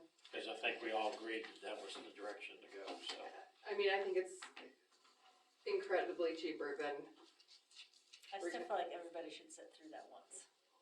Well, here's the, but the thing with it is that they also maintain it online.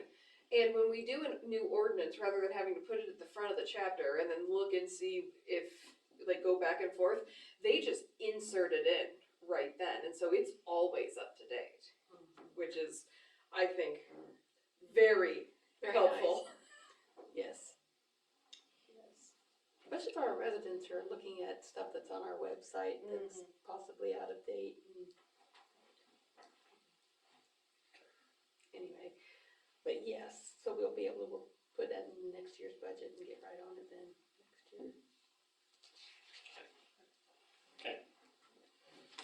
Okay, well, let's move on to the streets project. They're back in town, they'll probably be done tomorrow, won't they? Yeah, they'll be done awfully quick with that part. Of course, the design's gonna move forward on phase 2. That'll be the completion of this. Kibitco is in town today to assess College Street primarily. I mean, this is all streets project. This is separate from the funded project. But it was found that College Street was in good shape for at least another year, and that your new asphalt does not need fog or chip. You don't want to within the first year. So there'll be a skip year. Obviously, you want to maintain the money to chip seal College Street the following year. So next year, and I have that stuff wrote down in a timeline where it should happen, because then the phase 1 would be fogged that next year also. That would buy 2 years on that while you're doing the next phase, and then they would chip seal the following year. So there's a schedule of that stuff wrote down of how that should happen to preserve the new streets. It's basically just what we had talked about.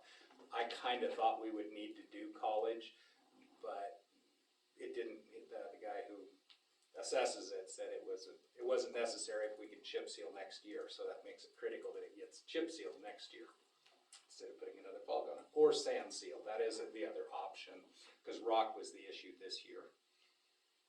Transport costs, whatever. Sand, we can get closer, cheaper. Well, just closer, because the expense of the rock is not the problem, it's the transportation. Was College in the next grant proposal? To the south. That end of it.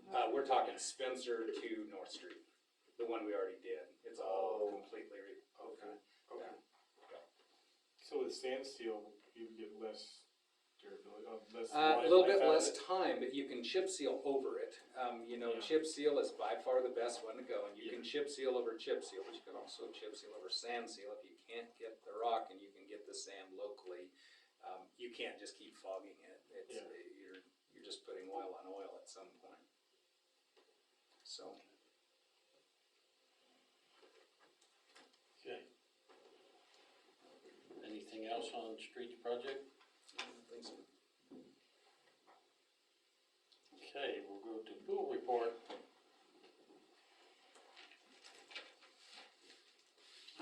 Opening date will be May 29th, which is a Sunday, right before Memorial Day. She's already got, sounds like possibly two private parties booked on the day before that, on the 28th.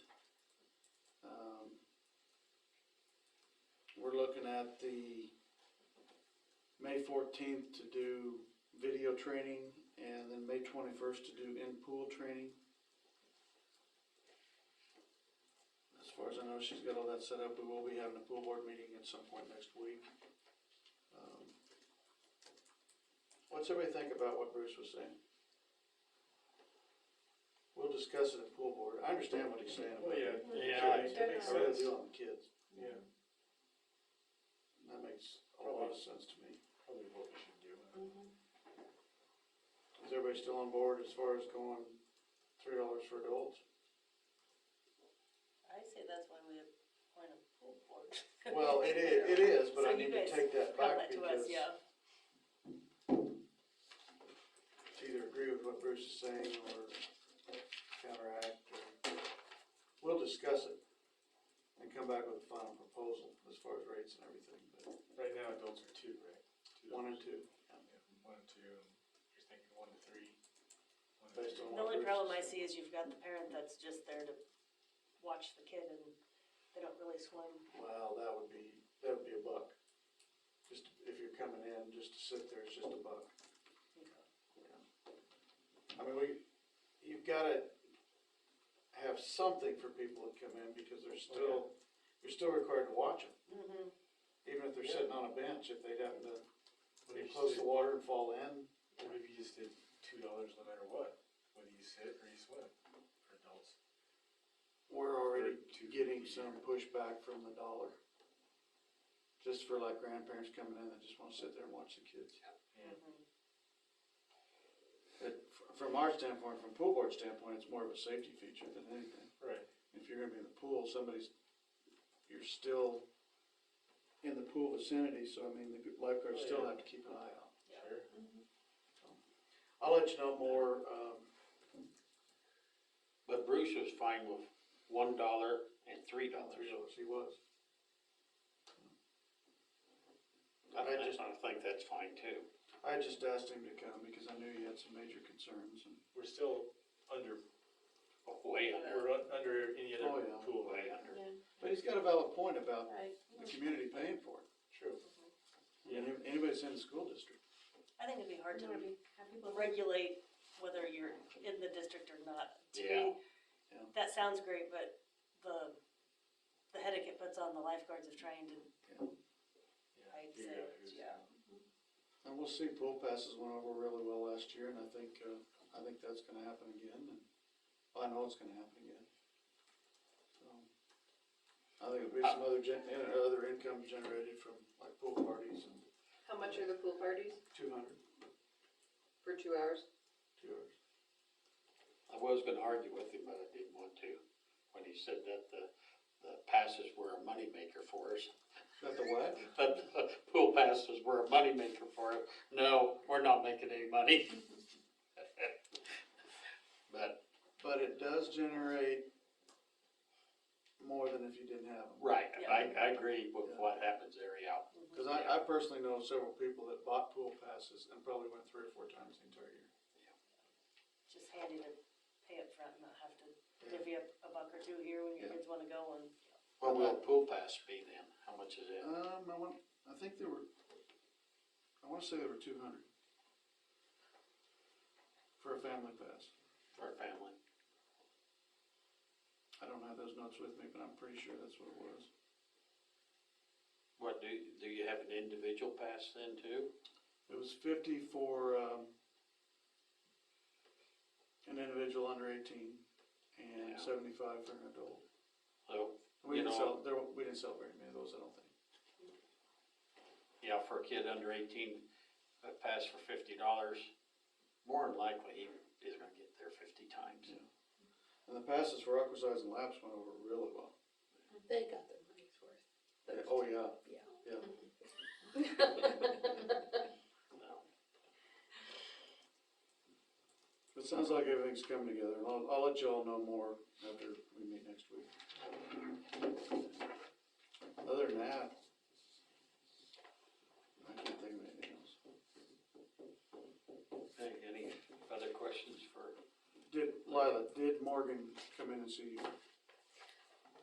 Her husband or somebody picked up an application for her. Justin? Gilbert. Oh, Gilbert guy? But she hasn't brought it back. Okay. And what did we find out about, Red Cross? So currently I have got Barb registered, or not registered, assigned to our Assigned. pool Okay, to be able to teach lifeguarding at our facility. okay, Morgan is certified to teach swimming lessons. right. She's not lifeguard certified, so she wouldn't be able to be a substitute lifeguard or anything like that unless she gets that certification. And as soon as she brings in her, application, I can get her signed up as a swimming instructor. Okay. Same with Margaret, nobody's brought in anything in, they're not really employees yet. But there's no hurry either, because they're not gonna teach lessons till later. So we should be in good shape for that. That's all I've got, I think. Okay, do I hear a motion to accept and file the pool report? Second. Moved by Cale, second by Amanda, all in favor? Approved. Building permits? Just have one for Dan Blair, it didn't get scanned through, you can just pass that around, it's been looked at and is good. I do have other ones that are, haven't been looked at yet, I'm just gonna have to pass those on to Dan to get looked at. And you, John, I guess. I looked at one today, but after we decided where he could put the carport, he said it could be a month before he does it, so Okay. he isn't ready to do it yet. But Okay, just talk to Justin directly.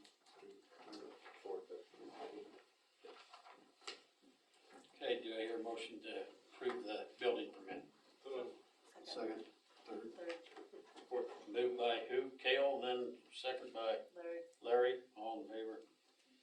Okay, superintendent report. So we're gonna try something different here, trash rates. We've got that figured out from the office standpoint. We're gonna do this kind of like a concept. There's no way that the rate could be set today because you need to know what Gary Hill's, where he's gonna be at. I think June was the time that the 5% thing was agreed upon. We didn't wanna get in a contract and then be changing rates. So I think, that thing has perpetuated forward. I talked to him today about restructuring the thing for the office. So one really only has anything to do with the other in revenue to the billing. Unless you want to tie them together, talk to Gary about that, you don't have to. It's just about generating the correct amount of revenue.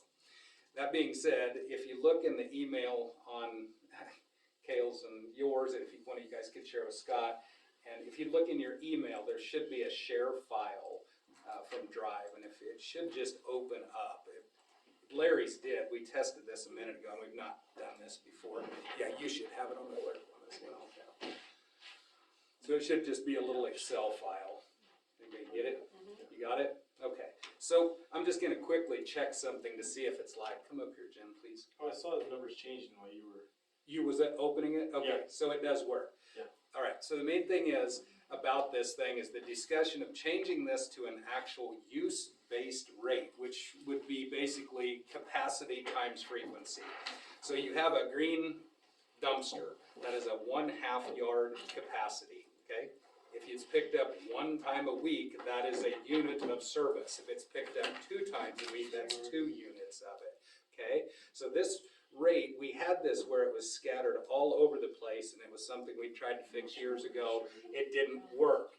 This simplifies that in such a way that you no longer have a business trash rate, which is just at a higher rate, but it's 1 can being picked up 1 time or 2, whatever the case may be. Everything about this new rating system is capacity, not single person who only half fills it. It's about they have the capacity available at times, how many times it's picked up. This will simplify things greatly for Jen in the office, and it's also good for generating revenue or predicting generating the revenue. So one of the issues with this is there's going to be dramatic increases. But again, even from the standpoint of explaining it to someone who calls in and says, wow, that rate's way high, what are you doing? If you look at the top right-hand 2 columns, we have the current billing of all those businesses, the 12 businesses. There are some of these that are shared. We're not concerned with that right now. Basically what we're looking at is the concept of taking that current rate and changing it to capacity times frequency. And the proposed one does that. So you see the current and what the proposed rate would be under the current rate system, which is not where it's going to be. This would simply be the adjustment of the concept. So obviously that's going to be quite a jolt to some of those people. But again, if they don't need it, they can have part of their capacity taken away. They can have it not picked up as many times. They have the ability to adjust that if they don't agree with it or whatever. There is in this rate base keeping the outside city limits one. The reason for that is they're not on the tax base. We left it in there, but your single goes away and your business rate goes away, so it's all the same unit except for the outside. That would be the only oddball. So that being said, we can actually change the rate. Now, again, I'm gonna go back to, we don't know where Hill Trash Pickup is gonna be on, aligning the contract. I did talk to him today. Obviously, he reiterated fuel cost. I don't think anybody wouldn't expect that somebody under contract wouldn't be looking for more. It's just gonna have to be something that's negotiated. When it's known and or accepted, whatever his rate or whatever that negotiation would be when you set the rate. Now that is because if he proposes a 2% increase, you would basically take that If you go into the left column, the very bottom, the third one up, payable to Hill Trash Service. If that was to be increased by, say, 2%, that's your number that you're marking it by. Then you change your rates to match the revenue plus some for administrative. And the only ones that you would change is the columns in yellow. This is a working sheet. So if you change the per unit cost of, say, $13.25 to a $13.50, it recalculates every one of the rates for that thing. And it might take just a bit, I don't know if it changed for you or not. Okay. So that's how you change, and then you'll see the lowest right-hand lower area, that projected revenue for that year exceeds the current contract at Hill. Obviously, in fixing all the ones that are businesses, that puts everything in perspective of where it should be. But your revenue changes are all in the single unit, that $13.50, or $13.25 is current. I just changed it to $13.50. Obviously, all those businesses are $1,820 for a total, but the residences, by changing just that base rate, is the one that aligns it. The other thing to keep in mind is the second can unit, that's only $6.50. Part of the justification for that being a lesser amount is it's just like any other service where you pay a small fee for having it available and you pay per unit after that. So if you looked at this like you was having a $7.25 more or less meter charge and then 2 can charges, if that can make sense. It just kind of matches what you would do on electric or other things. You have your first unit of charge and then additional units after that.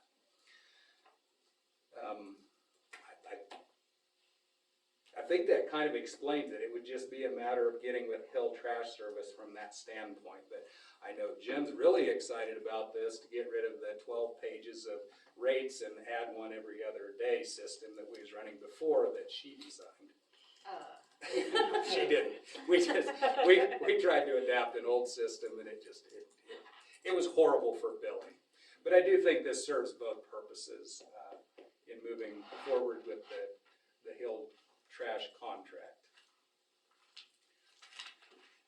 So the piece of information from Hill would be what you would work from. We know what we paid for the last 12-month period. He has a percentage of increase he wants. Again, he don't have to have anything to do with this thing. Currently, he is paid per customer. So he's paid $16, whatever the dollar figure is, the same for the school with all those units as he is the single person house with just a bag in there. But it's all about revenue. It doesn't really matter to him when he says, the increase is this amount, you can tie it to this or not. It makes no difference. I don't know, other than for him to justify being paid in a manner that's equal to what their hassle is, it's just revenue. That's a matter of discussion between you and him. So I sometimes think that second unit should be higher than that, $6.50. We talked about that too. I think so too. But it's not going to generate a lot. No. But there's the labor of doing it. So is it low? It probably is. If we change that, I'm going to change it back to $13.25 first, just so it is what it actually is currently. I'm really glad this thing works, by the way. We did it with one computer earlier and found it to act like it was live. So let's just go to the $8 for that. So that what that's going to change is, well, it'll change everything. Everywhere there's the extra half yard, or whether it's a business or a home, it'll change that. So we'll change that to what, $8? Let's just see what that changes things to. Oops, let's not do that.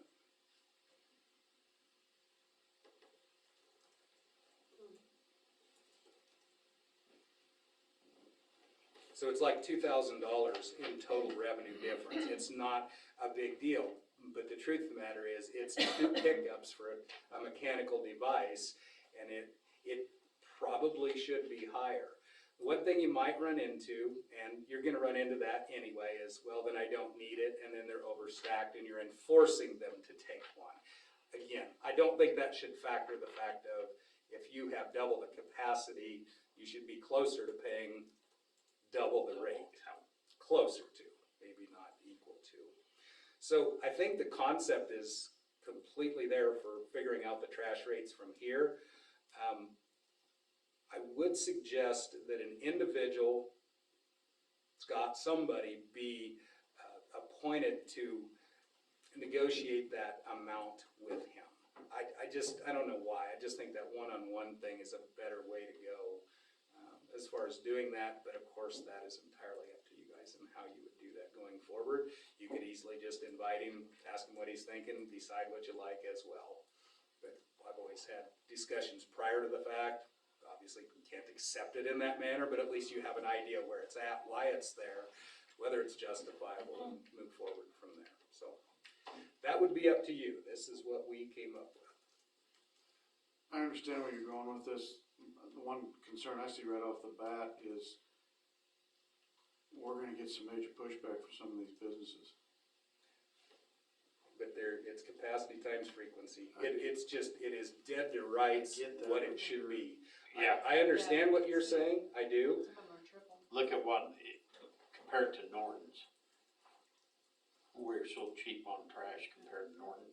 Wow, it's unreal. Do they have to haul theirs out of their county or something maybe? I don't know what would they do, assume but it has at something Norton, to I do with think transport. residential's like $40-some per household down there. It's 40-something. And I don't disagree with you at all there. Yeah. The It's other gonna be side shop of that is the single dwelling house is gonna go from 11 something to 13 something, or to whatever you change the rate to, because we still have, the rate still has to go up to generate enough to match and or exceed Hill. So if you agree to the concept, then it's to Hill Trash Service, then it's back to this thing to make the numbers match up. I'm not sure if I mentioned it or not, but like the business rate, it'll go from 19 to the single cans like on Main Street. If they're only picked up once, it's gonna go to the same thing for a family, the same thing for a single person in a household, because it goes back to the thing of everybody gets the same capacity. We don't have smaller than half-yard dumpsters, in frequency of picking it up. And yes, I agree. So, in addressing what Larry just said, you don't just go change these rates. I think this is something, Hill Trash Service, first off, you find out where you need to be on revenue. Then you notify people that the rate system is changing and this is what it is. You then give people the opportunity to say, I do or don't need that much capacity, change the rate, come appeal to the council, why it shouldn't be that way, whatever they want to do. But from the standpoint of somebody calling the city office and saying, I don't like this rate, it isn't about where you are, whether you're a school, whether you're a hospital, it's frequency and capacity, period. And that's the right way to do it, even though some of these are gonna feel the pain. There's gonna be more trash because they're not taking it to the recycle. So then, what do we pay for the recycle? The $1.50, The $1.50? I think that's what it still is. Mhm. Yeah, so then that would offset what their increase would be, right? Well, that'll still be collected, because there is still recycling. Right. I mean, we're still trying to cover all the We labor's actually still got happening $1.50, up there. Yeah, Yeah, and the actual tonnage difference for the plastic and the bottles, I have those numbers, and Gary was really concerned about that as well. Big picture wise, they're not near as much as you would think. Of course they have an effect, of course it's going to the dump, but it's like the plastic is, weight wise, is virtually nothing. The glass, the volume of glass that is actually in trash, it's not that much. And we have those numbers, like I said, from past recycling. And what was that? paper. And paper, yes, we have all those statistics. Do you still have that sheet? That would be something you could use when talking to Gary about, well, I'm gonna be hauling more. Well, you know exactly how much more. You can basically predict how many more tons he's gonna be hauling when he's negotiating.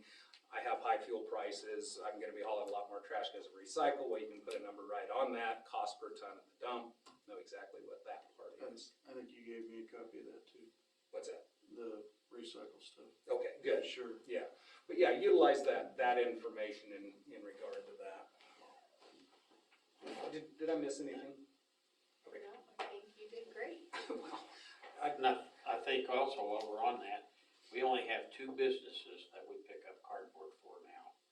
The rest of them we don't anymore. So I'm And thinking the that, one is gonna take care of. and Amanda was talking to Heartland, so the only one we're gonna be picking up for is Pizza Hut. And I know that might be a problem, I don't know, but everybody else is taking their own cardboard up there, so I think it should be everybody then. We don't go do it for one business now. So you're not doing it for the hospital anymore? And the Good Samaritan Village, we're not, and we're not, the only one that we're gonna be doing it for right now is Pizza Hut. And I called the other day and wanted the guys to get over there right now, cause you know, the wind was blowing it out of there. Well, go put a rock or something on top of it, go call them and think the guys can just be there in 5 minutes and pick it up, so, but they went and got it anyway, but, I think we just tell them they have to get their own cardboard up there now.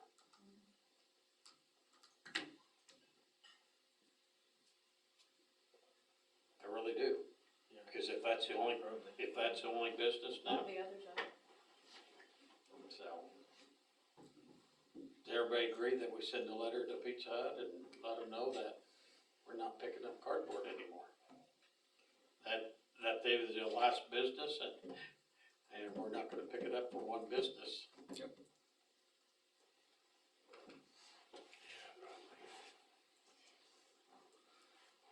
So in not coming back again after figuring this trash rate out, obviously, you know, she is, and this isn't, I don't mean to make it sound complicated anyway, but just to make sure the steps are clear on what you're doing next is deciding how to negotiate with Gary, whether you're gonna invite him or not.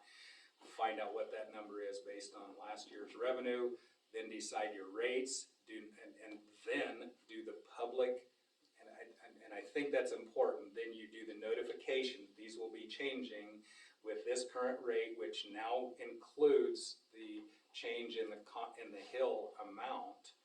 This is what your new rate will be in billing cycle starting such and such, and give them the opportunity to, you know, say they don't need that much, or, you know, again, and explaining it from the standpoint of the city, it's no longer, that's just the way it is, because that's really all we had before.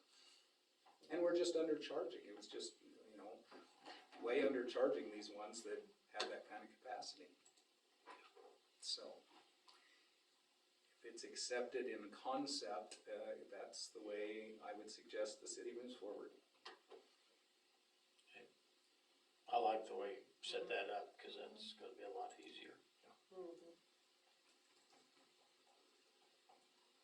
Jen had a little bit of a concern about having somebody get a lower rate, and I think the explanation for that is just the same. Somebody saying, well, you've been overcharging me, I want some money. That, you know, that's, I don't wanna say it's ridiculous, but we've done this in a way that it just made it better for you.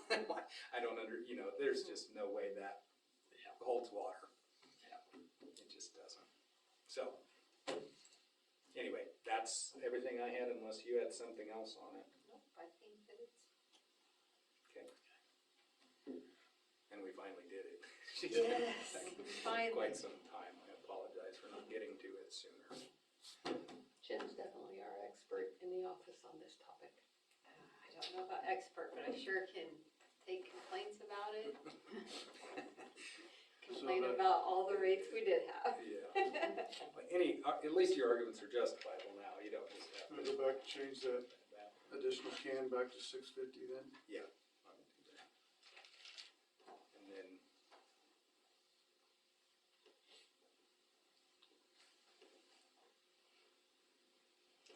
I guess you could have Gary call me when he tries to come up with a figure or whatever.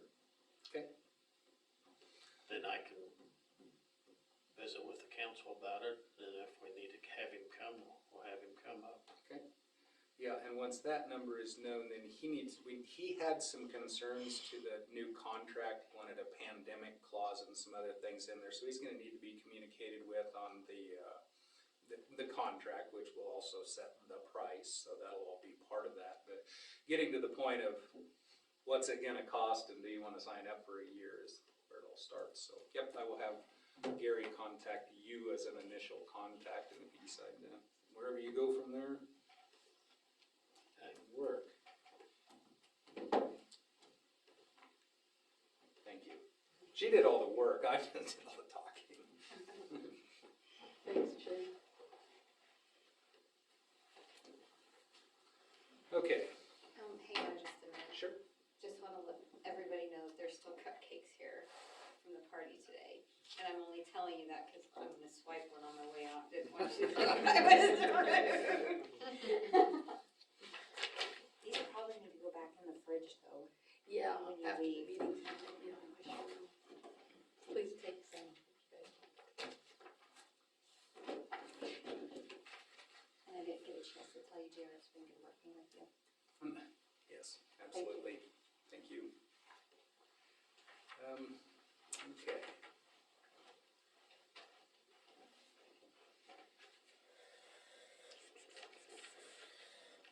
What's on this one?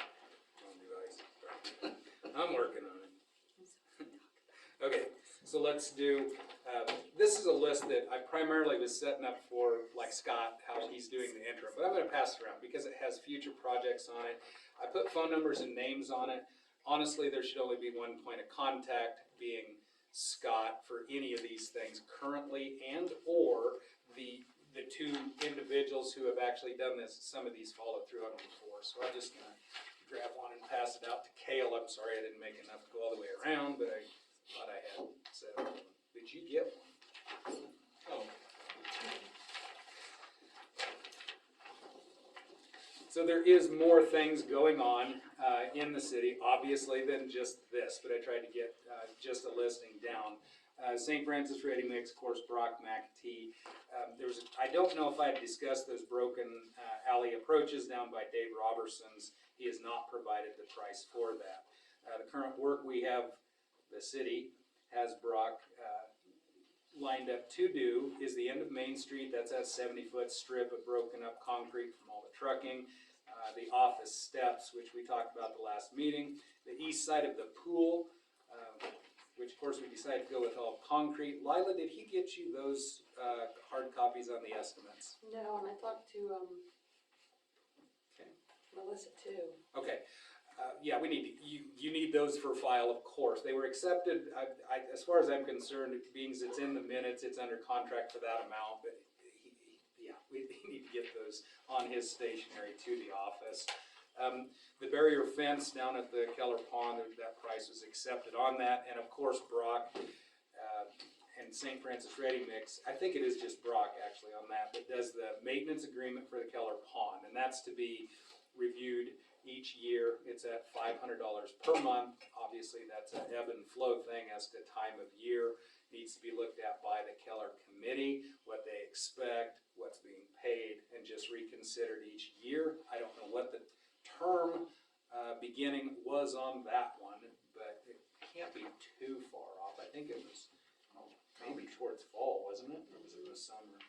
They started last August, I think. Was it? Okay, so kind of summer. So yeah, that's coming around. On As- that, okay. Dave Robertson's, I think I've seen a couple other places where the cement's broke, where the trucks turned short. Have you? Okay. Who's responsible for that? So the ones at Dave Robertson's, we are, because on the street work, we had put a cone at the manhole that they had to go around. If they're doing it because they're trying to avoid a dip or something, that would be on Hill Trash. If they're getting broke up in any other way, other than if it's a poor design, if it's too narrow, they can't make the corner. I mean, you know, it has to be considered, because I had to go have the contractor widen several of those after they were put in. And these ones at Robertson's were one of them. Well, they were fine, except then the cone got put in the middle and the trash truck had to go around it and drove over it. So I had discussed with the engineer about that design being that little hard curve right on the edge. I still don't care for that design that they put out there. For this reason, obviously. Seemed like I've seen somewhere else where it's cracked off too, but. Which would lead into the next, that's all the current work. Future, we have Brock do fixes, anything from those, obviously larger scale project as it's come up. People often want stuff to be bid, be it concrete work. We haven't had any luck getting those other bids, but it's almost always, if you have the time, it's just better to bid this stuff out and avoid any headaches with that. Ward Electric, JD Coslet's the primary contact for that currently. They will, if the contract is accepted as written for this year's work, they are available May 20th to start work this year, so quite soon. We had designated $200,000 to that. The feeder 3 and 4 are part of the original agreement that we have all of the material for. So those things are probably this year and next year. We should have enough material. Again, I'm going to reiterate, the savings from the electrical contracts that we got, that we didn't see last year because of the storm, should always go back into the electric. We are seeing benefits from it already. We really are. The outages, the maintenance concerns, yeah, we picked the right place to start because we've had less problems since doing the work. That being said, there's many more problems to solve with it, and just can't say how strongly I feel about that savings going into the electrical system. If you need something else, find it somewhere else. Designate that money to go back into that system. That being said, with having the material list, that material list was derived from an engineer who went through a bid process. I would highly suggest that not be done again. That was expensive. We did it 3 cycles. It didn't work, and we ended up negotiating directly with Ward, of which we now have a very good working relationship with. They're able to schedule work back. They are also able to help us identify future work. So, like this year, upon completion, I would suggest that they be contacted in making material lists for the future work. If you get an engineer involved, they're going to go through all the design stuff. These are basic REA units. The drawings are all the same. It just looks really complicated when they put this much jargon with it and bid the stuff out. Ward knows this stuff very well. If you go to this line and say, this is what needs done, or if you let them identify it, personnel down there, perfectly capable of identifying and working with Ward, saving the engineering money and just negotiating this stuff forward. The reason I bring that up is that material lag time is quite long. I would say this year, after the completion of work, it should be talked about or initiated to for the next year's work to get the material lined out and ordered, because you may still have all another year, but if the material lag, transformers is the worst thing right now. There's some that they're saying are over a year out. That's ridiculous. It used to be 6 weeks. So it's really important to get that moving forward. You don't want to hit the wall where we forgot to ask, we got the money to do the work, we have no material. You can't just go get it. So that's why that's written down there. Next thing being said is to be very cautious. Everybody likes to buy the material for projects because they mark it up 20%. That's too much. Get the material list, have them help make the thing, pay them the time to do it, and buy the material directly with the city. It's our material. That's just a trick of the trade. I'm not trying to say they're taking anything, but the question would obviously come up, you want us just to order the material? No, you don't. You want the material list, and you go to the suppliers and you get the material. Just general listing stuff, just want to keep the kind of the electric stuff together there. The power plant, its current operation is that the 8-cylinder is inoperable, retired, unfixable. What it would cost to fix that tired of an engine is just way beyond its use. Plus, the city retains enough capacity to take care of itself in all emergency outages, which is all that plant should be used for, and that's all it has been used for about a decade now. That being said, as time goes by, it's meant to be used. It will go downhill. The other 3 engines, except for the 9-cylinder, needs a water pump replaced. That's an in-house change, kind of. I mean, Dan and John did it last time, but now we're down another person thanks to me. So it may be something that we would have hired done. We have done it in the past on that particular one. The 10-cylinder and the 12-cylinder both operate fine. The 10 is the one that will operate the town, and 90% of the time it will hold the whole town in cold weather. most of the time in hot weather, but sometimes you have to use another one with it. That being said, as the plant gets older and it doesn't get used as much, it's one of those things where you really have to consider how much money you put back into it. And when that's more specific to the infrastructure than the engines, where the 8 went out, that was obvious that the whole thing is getting older. It's getting less reliable.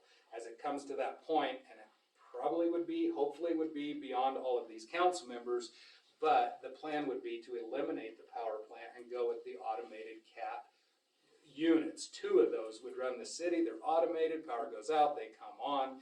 The infrastructure down there was meant to run all the time. By not running all the time, it's degrading relatively quickly.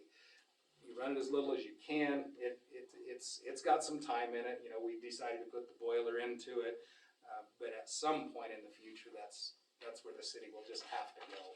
You can't fix all that infrastructure when standalone units will do the same thing, and probably better.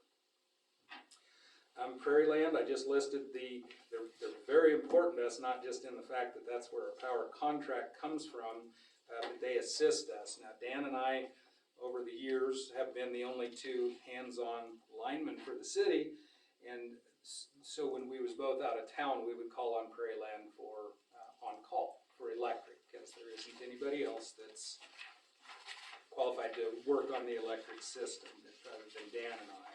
So the emergency assist is, oh no, we have 1 guy, we need help. Hopefully they can help you out on it. Ward can be a resource in that, but they're a contractor. They're most likely going to be, unless you have a major tear down, it's probably not going to be something they can help with. However, Prairie Land has over the years done that for us. Dave T-Meyer, when he knows he's going to be out of town, they need to be called. And Dan knows this, he will do this, he will take care of it. The reason I pointed out is if Dan would get sick and we didn't, it got overlooked. That's why you need to know that. They've always done great. They charge us for whatever they do, just like you would expect. Our contract is just for the power. This is just to assist us. So that pretty much covers everything with Prairie Land. Kirk Gerard, we actually did most of our negotiating with Sunflower, but the contract is with Prairie Land, and he's very familiar with it. I think we're in a long-term contract. You don't call him up and ask him what, some minor thing. He's the CEO of the place, but he is the one who does know the city's contract, which is currently a good contract, proven good by the event where losses were far greater than ours was during that event. Next page, Miller and Associates. They are the go-to pretty much for anything to do with streets, sewer, any kind of design work that we need. If they can't do it, they know somebody who can. They are actually the ones that led us to ADA, which is doing the theater currently, which is listed later. That being said, Miller and Associates is the engineer for the street work. Phase 1, McCormick Excavation, that's the one we always work with out of Stratton. They are the ones doing the work. Hopefully they will get the bid in the next ones. Nobody else did bid that stuff. Miller Associates is currently, as of just a few weeks ago, working on the Phase 2 design for hopefully bidding sooner rather than later for competitive rates. That's what our conversation with that was. Future projects with Miller and Associates. There's one in here that's really a large one, but it's an important one, and I want to make sure it's not something you have to initiate right away, but it's something that definitely has to be in the future for the city. The very first thing on the future stuff is the riprap or the repair on the ponds. Those things erode, and as they erode, the slope changes. Those actually have to be repaired prior to putting that down. So there has to be a spec, there has to be an inspector, it has to be done right. If you just throw riprap on it, it washes it on out and you're doing it again. So the repairs have to be done. I have made the initial contact with Tyler on that. The ponds are not in trouble. They just need work. There is no danger of any breaches or anything like that, but this needs to move forward. It's not going to be hundreds of thousands of dollars, but the last time we repaired the internal dike system, I think it was around $100,000. A lot more work than what we're looking at for this, I believe. Now, that's part of getting it assessed. The other reason to utilize the engineering firm in that is that KDHE requires things be done to the specification, things out there, and Miller Associates keeps you between the guardrails. The next listing is the water tower replacement. I think I've just spoke lightly of this. This is such a big deal in what it eliminates. It's expensive. This is very expensive to do this, to go put a tower, to put in the pressure main to the town. But basically you put a 500,000 or $1 million gallon tank out by well 6, which is the equal height to the current water tower. The water tower then could then be emptied, blocked off, tore down, whatever you want to do with it. The other better part about this is it would gravity, your pressure would be constant as long as that tower's maintained. It wouldn't have booster pumps. Right now we have a 1 million gallon reservoir that when the pressure goes down in the system, it pumps it right into the tower. The water tower is not. It does not receive fresh water when those pumps come on. It's simply a pressure valve. This would replace the tower and would eliminate the reservoir, which is a whole bunch of infrastructure, which when we run out of power, there's a diesel engine up there, we've had to use it. It's a pain to have to go, work on things when you have a power outage. This would eliminate that. Your water would maintain the same thing, power or no. So expensive, yes. Water tower is becoming far more, it's getting hard to paint. It's got lead paint on it. You can't remove it. It costs more to remove the paint than what it does to build the tower. Nobody builds a tower in the middle of town anymore. Everything is wrong about that thing, including all the telecommunication garbage that's on it. It's a relic. It's 1927. This is something that really should be looked at and planned for, and prices be put to. We have been, for the last 3 paintings, kicking the can. They go up and scrape off just a little bit and try to paint over that lead paint. You can't remove it, not where it's at. So it just has to be in there. You have to, what can I say? I brought it up before in some terms, but at some point that must take place. Could be after all, it's all not this council and people, but that has to be planned around the 1927 water tower. Obviously the future work, the phase 2 bid and construction oversight is by Miller & Associates. And again, like I said before, any design work revolving around streets or anything, they don't do electrical. With the relationship with Ward, I don't think there needs to be a resource in that. However, Miller does have some people they work with for electrical. The next item is the municipal automation. That is the water control system I've been working on. I have 2 other companies that I have the information on. One that gave me a bid right before COVID, and this is the only other one I've ever been able to get interested in giving us a price. It's not complete. I wanted to put this individual for the features in touch with Justin and Dan, because they know what we're trying to do, and all of the preliminary emails and stuff are out there. That's where the answers will come from, is those 2. So all the emails are being forwarded to the clerk right now. That's what I did with all these things. So there's loop, so it's not just going directly to someone, but that's who would be able to answer the questions as they come up for this. So ADA, that's John Hathaway, the guy doing the theater project. We finally got down to all of the information on that thing, down to the revisions. I do not have the current estimates. The city paid, of course, quite some time back, and this is the one that was through Miller Associates, to put together plans to apply for grant funding for the theater. Those are complete. The monetary estimates are not at this point. I talked to, since I'm stepping out, I talked to Tom Small and asked him to get involved with Robert to try to propel it, keep it moving, and also to get John Hathaway, probably by Zoom meeting, to present to the council what the final hopeful project is that can then seek funding to get something done with it. So hopefully that will be coming relatively soon. Johnson Service, that is, it might seem like a small thing, but it's actually very large for the city's liability.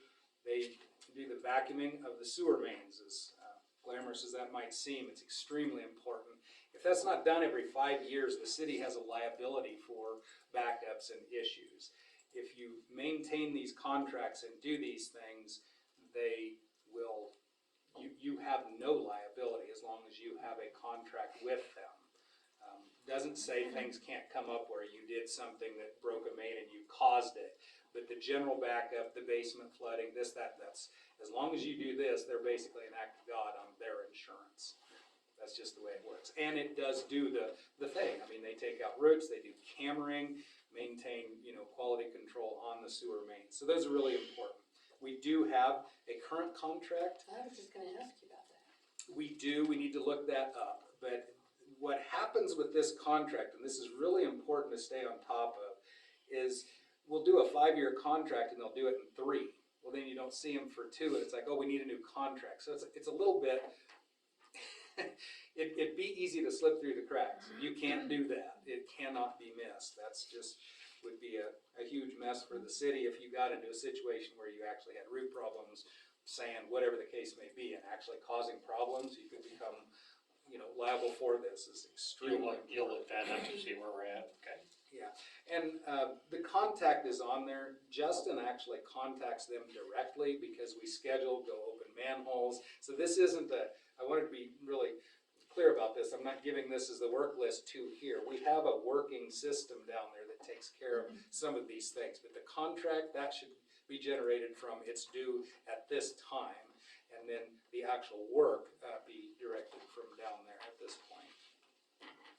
McCormick Excavation, I just put them in there because aside from doing large-scale projects like the engineer project currently going on, they're the ones that we would talk to do street work that wouldn't be CDBG funding like that. We've done bid processes with other asphalt contractors before, and they never come close. They don't want the work. They just throw darts at it. And McCormick has always been low. If they ever bid it, they always get it.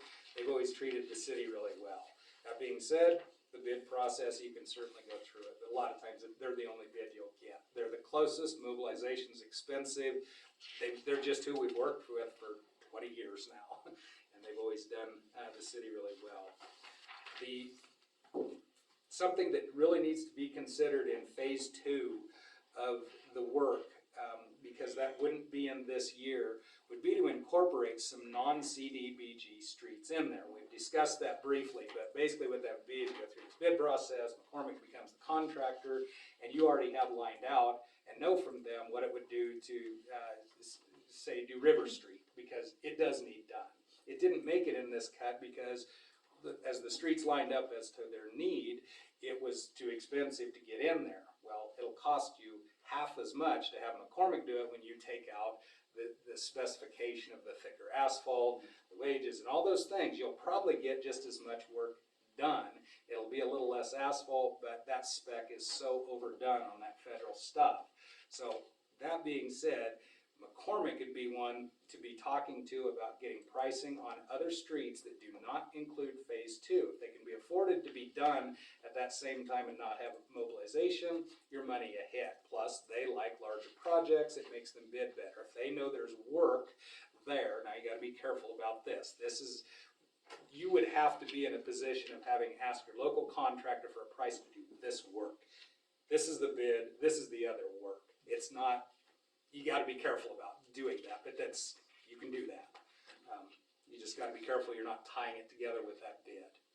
We've worked with them all the time before, and they've always done us well. So I would strongly suggest that be looked at from the budgetary standpoint as to other work that can be done.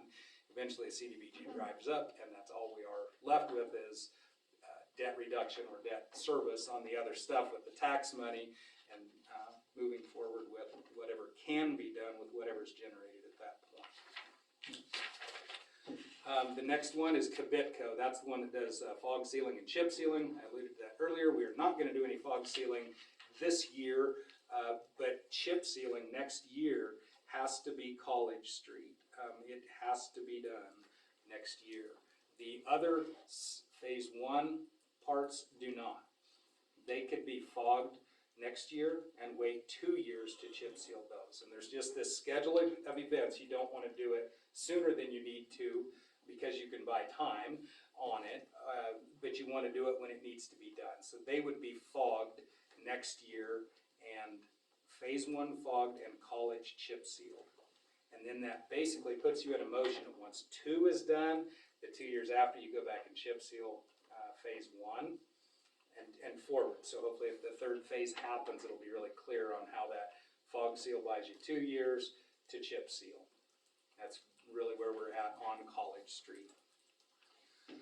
Sergeant drilling, through COVID, we had a well efficiency test. These are extremely important. They're also easy to overlook. Through COVID, we got a test, but for whatever reason, the individual who came and did them tested one well, didn't make contact and left. And it was just a bad deal because we did get results, but we didn't get the baseline we was looking for. They hadn't been tested and haven't been able to get them since. So I was going to instruct Justin to call them, get a full efficiency on all of the wells. We only had a test on one of them recently. They obviously are a little less each year. They give recommendations on what to be done. Sergeant Drilling is the contractor who in the past has done our well service as well as efficiency testing. And that's, we just need a baseline on those. And going through this is how I realized that Sergeant's not been here. It's kind of exactly kind of a good deal that came up because nobody really thought of it up until then. Last thing, just a couple odd things. I know something came up with an interest in the pool, the old pool. Have no idea where that's going. Just obviously keep kicking the can down the road a little bit further on that one. And the other one was edging the parks, which I think you talked to Enrique. Did you? Yeah, he talked to me the other day, and I told him to go ahead and get that to us, so we know what that would be, price-wise. Okay. Yeah, those edges on those things are just unmanageable. They need to be done. Last thing I listed is just some equipment that we had, on the list that we need to get some things done. That smaller bucket truck that we have has a transmission issue. It's old enough, it's hard to justify doing more maintenance on an 01 bucket truck. I mean, we need reliability with our emergency equipment. The digger derrick, it was here when I got here. It's old, it's oversized, it needs replaced. A small dump truck, our little Jimmy that we run around, that's the little low bed one. You can kind of Freddie Flintstone that one. Use your own imagination what I mean when I say that. Did good over the weekend. Yeah. Oh, it Parked still out works. here. We still use it, it's just a little breezy. The last thing I had, and I just wrote this down, was the commercial sign. They are supposed to be providing a price on the LED sign repair and that Good Sam sign up there. So that being said,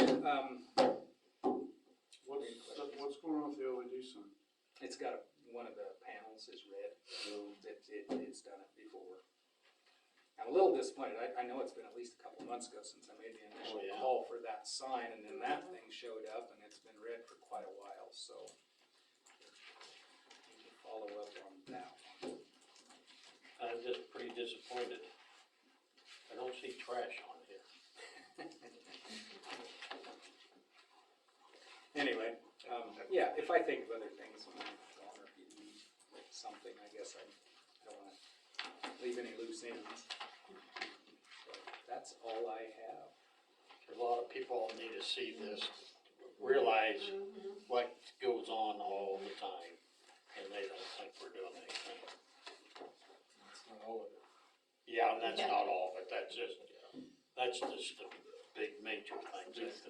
Yeah. Okay, do you hear a motion to accept and file the superintendent report for the last time for JR? So moved. Second. Moved by Larry, second by Kayla, all in favor? Okay.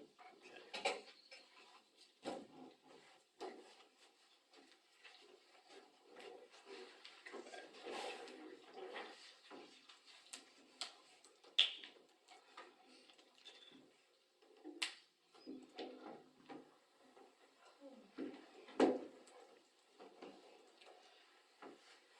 Well, Amanda's out, she knows where I'm gonna go with this. On the properties that we've already had court hearings on, does everybody think we ought to make a list of what they need to do and send it to them? We probably should. Yeah. Because they're gonna sit there and they're gonna drag this and drag it out. Keep saying, well, we didn't know we had to do that, we didn't know we had to do this, so we can put that list together and we'll have it Lila sent it out to them, and So the two that have already been to court are the, on Fourth and on Denison. Just make sure you cover it all. Yeah. Because you don't wanna add paint the house after you have all the chunks mixed. I'm just saying, it could be easy to do, you're looking at that many. I'd recommend having it served. yes. Rather than mailing it out just so, you know. If record at It's that. hard to serve it when they won't answer the door. Service can be effectuated by leaving it at the last known place of residence. They can stick it to the door and they got served. I can't tell you how many times I've seen them knock on the door, and they won't answer it, and they're there. Or he is. She isn't, but.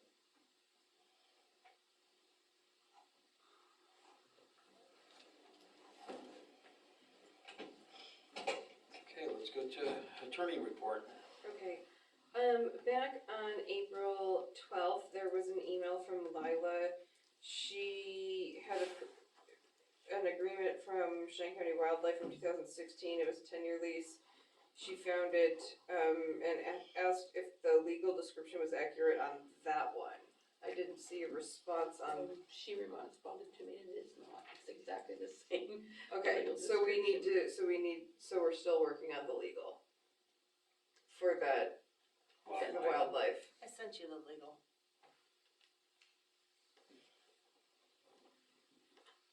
Do you know when you sent me the legal?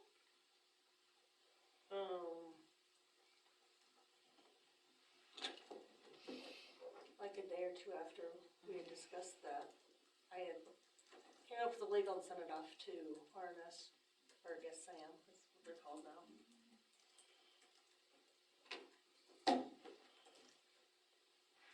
And I don't know, because I probably sent it from my work email.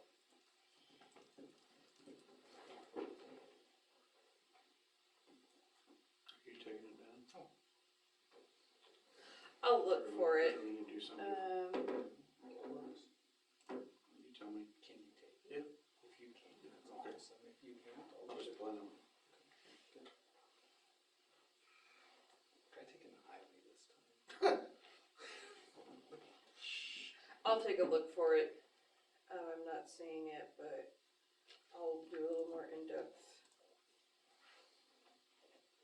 I have a question on that since, and my apologies for not realizing where I had filed that lease from 2016. March 29th. Okay. I sent it to you and CC'd Janet and Holly. So are we going to? Oh, did you not send it to my Sorry. city email? No, it does not look like I did. Oh, okay. Sorry. I sent it from my work one, so I probably Okay, wasn't thinking of okay. different hat, different capacity. Different Got it, office. okay. Sorry about that. No worries. We will get it. But so the lease that Lila found was from 2016, and it appears to be a 10-year lease. Is that? 26, yeah. So previously there was discussion that there was going to be made a 20-year lease, but I mean, this hasn't expired yet. So do we want to still go with the one I had drafted with the automatic renewal terms provided in there and just say that this supersedes the lease dated October of 2016? Or do we want to wait for this one to expire and then enter into the new lease agreement? I mean, I think we need to at least update since the legal description is not correct. I would say for liability, we would want to make sure. Okay, so I will The just, legal description is just that little triangle that doesn't even cover right. all of the shooting area, and I So- don't think we'd want that. So I will update the lease that I had originally presented with the correct legal and add that it replaces and supersedes the lease dated October 2016, if that's agreeable to council. You just start with a fresh date. Just start all. Start over the 20-year lease. 20-year lease, set for automatic 1-year renewal terms. Yeah. supersedes all previous leases and has the correct legal description. And that's what they're asking for too. Yeah. Perfect, okay. I will get that. I will get that taken care of. The other thing, Amanda was contacted by Travis Milne today, and then Amanda contacted me.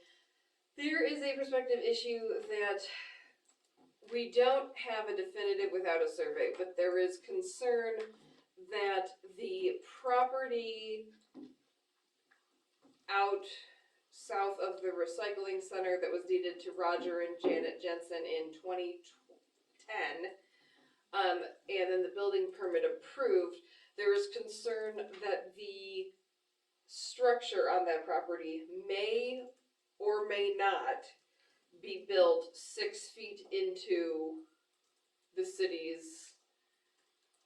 There was concern about a right of way, but I think the city actually owns that property because everything else was deeded out. So I don't think it's a right of way. I think it's an ownership.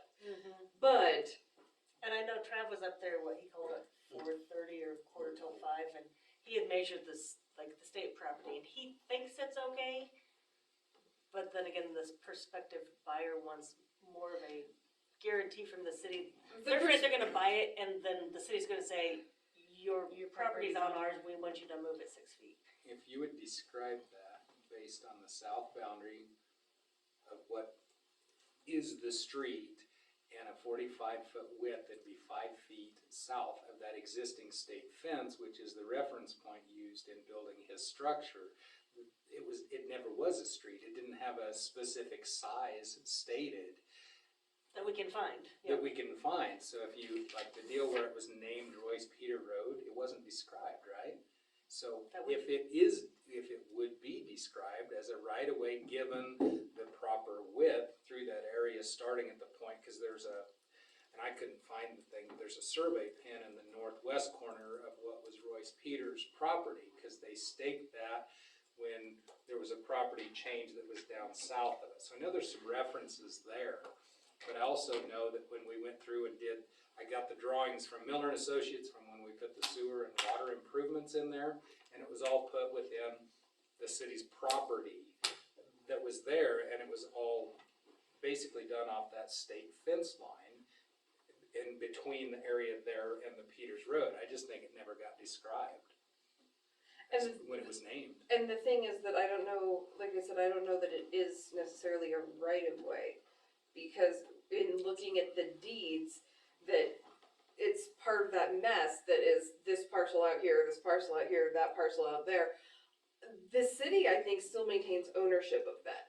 But I don't know if with the designation when we named it, if we actually designated it as a road. That's the documentation. That's where it should have been described. Right. We can't find any documentation on Okay, that. so the buyer is asking for, I guess, assurance from the council that if they buy this property, they are not going to have to move the structure which sits upon the property. And has for 12 years. And has for 12 Yeah. years. So the language that I came up with is, if the city decides they want to leave the structure where it is and give this assurance, is that on July 12th, 2010, the city of St. Francis, Kansas, quitclaimed certain parcel of real property to Roger L. Jensen and Janet S. Jensen. The deed for such property was recorded with the Office of the Cheyenne County, Kansas Register of Deeds in Book 167 at page 608 on July 13th, 2010. At some time during the 2010 year, the city also approved a building permit for such property. It has come to the attention of the city that the main structure that sits on the parcel of real property may encroach on the property of the city or the right-of-way of the city. The city acknowledges and approves the aforementioned structure as it is and where it stands as of April 25th, 2022, and shall not take any action against the structure or the owner thereof, now or in the future. Notwithstanding the foregoing, all future improvements or structures must be within the confines of the legal description conveyed on the aforementioned deed, and the costs in connection with ensuring such shall be the responsibility of the owner of said parcel at such time as said improvements or structures are to be constructed. Basically, what that says is that we're not gonna come at, the property as it is gonna stand. If they build anything else on that lot, They need to guarantee it's in the deeded description, and they have to pay the survey company to do that. So if the council is agreeable to not messing with that structure and giving them that reassurance, you may just say, I so move, and I will send this language to Lila to put in the minutes. Now I hear a motion. All this, Moved by Kale. Do I hear a second? Second by Larry, all in favor? Can we take a roll call vote on Yeah, this? we probably should. Yes. Yes. Amanda, Dara, Yes. Larry, Yes. yeah, good to go. Perfect, thank you. I'll send that to you in just a second. The Ward Electric contract, if you'll take a look, I tried to convert it to Word. I could not convert it to Word, it was sent to me as a PDF, so I could not edit it. I was hoping to edit it and send it back, but I wasn't able to get it into Word, so I'm just gonna go through it. On the first page, in the second paragraph, I think there needs to be the use of the Oxford comma. Timing and requirements are two different things. It is the nature, the timing, and the requirements. So there needs to be a comma after timing. If you go down to the paragraph labeled paragraph 1, contractor services, it says all material shall be supplied by other parties. I think that needs to read materials. Next page, if you go to paragraph number 6, warranties. On the second line, it says contractor. It's supposed to be OR, it says PR, as this is a defined legal term with a capital letter that needs to be spelled correctly. Service of notices, it has what constitutes notice for the address to the city. It does not list what constitutes notice to the contractor, if the city needs to send notice to the contractor. So that needs to be added in.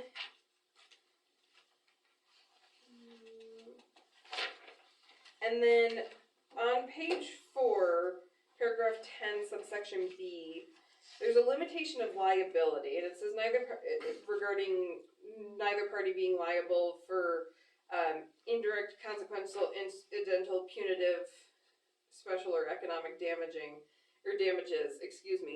and it says regardless of the legal theory under which such damages are sought, even if a party has been advised of the possibility of such damages. I'm not as concerned about indirect, consequential, or incidental damages, but punitive or special damages, possibly economic damages, this excludes everything. And if there's willful or intentional misconduct or gross negligence, it precludes damages being brought under that. So I didn't know if the city, I don't know if that's really something that the city's concerned about, but this includes, regardless of the legal theory, that still precludes punitive damages if there's willful or intentional misconduct or gross negligence on the part of the contractor. And so I didn't know if the city wanted to tell them to revise that. I'm assuming they'll be the ones doing the revision since I don't have it in Word. If they want to send it to me in Word, I'm happy to make the revisions, but those are my thoughts on what needs to be addressed in this contract.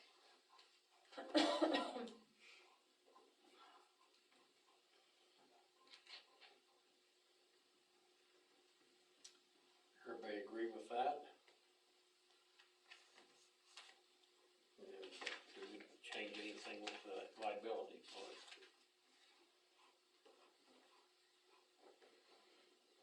Is that how the contracts have been? What's that? Is that how the contracts have been with the liability? I don't know, is this a different copy than what they previously had, or do you know? I don't have a copy of a previous contract. And they may not agree, they may not agree to change it. I think it needs to be spelled out. I would think if they intentionally do something that's going to cause damage, or if they're grossly negligent, and it causes the city significant economic damages, that there should be. Do one of That's why they're insured. do one of two things, they ask them to revise it, or just take the advice of the attorney and say, we're signing it with the attorney's concern with the liability limitation. And then the other ones are just, there's a couple typos and then there's that, the notice of the contractor that, I mean, I don't know why they would object to adding in where notice would be served on the contractor. I mean, I don't. Cause you was thinking they would come May 20th? Yeah. So that's not very far out there. Yeah. But the revisions and or the concern are easily edited and accepted or noted as concern and move forward. I mean, and I guess if they send it to me in Word, I can do them, or I can scan this and send it to them and scan my notes and they can do it. How about if I just have Word send it directly to her? Why am I suggesting this? I don't work here anymore. Anyway, I can have it. I can't quit. I don't know what my problem is. Yeah, I can just, what's that? I do have a contact that I've been talking with about the contract. Okay, Yeah. would you take care of it, Yes. please? Yeah, if they'll just send it to me in Word, I'll make Sorry, I'm out of line. appropriate revisions. Or if they wanna make them, I'll send them my notes, but. But of course, time is of the essence because they're saying, Yeah. less than a month. Right, well, I mean, and hopefully we'd be able to get it Agreed. This is- approved at the, is it the 9th? May 9th is the, Can you just But if send them what you're talking about, and instead of doing all the revisions, and just have, see if they're. I mean, it's, I can certainly send them what I'm talking about, I mean, typing it in email, but I think it's gonna take, honestly, I think it's gonna take longer to type out what I'm explaining than, I mean, putting a comma in here, adding an S in here, changing the P to a O, copying their address from up here and pasting it down here. I mean, it's probably 15 minutes or less of work for me to just revise it, whereas there needs to be a comma after timing in the second paragraph, as opposed to just click, comma, click, S. But the nuts and bolts are in the contract, so you're going to accept it with one of two things. Obviously the grammar stuff, but the thing on the liability, couldn't you accept the contract either with the concern or with the change in the liability and the other corrections? So once that's done, the representative signs it and you move forward so they can have it on the books to schedule. That would be, rather than waiting for another meeting cycle. It'd be better for them as well, Right. making the schedule and not If saying they what get we the do. stuff done, I could just come in and sign it then, Okay. so. Do I hear a motion for that, with all the corrections to the, Is that including the corrections on the liability, or is that just being? Either or, don't you think? Either or. Either the concern noted by the attorney that that you brought the issue, or changing it. I don't know why not. I mean, it's what we was just talking about. I mean, if you're gonna put your foot down and say the liability needs to be changed and they say no, then you have another meeting cycle to accept the contract. Or a special meeting, What's that? or a special Sure. meeting. Yeah. The only reason I say that is time is of the essence. If you're talking about coming and doing $200,000 worth of work in 3 weeks and we're waiting 2 weeks to get it. They are. Or you are waiting, I'm saying we. okay, so the motion is going to include that liability or either or? Either or? I will propose it, and if they reject it, then Either one, I'll second. Okay, moved by Cale, second by Larry, all in favor, approved. So then as soon as we hear back from them, then I have the motion included me signing it. That's what I heard. Yeah, okay. That's what I said. Okay.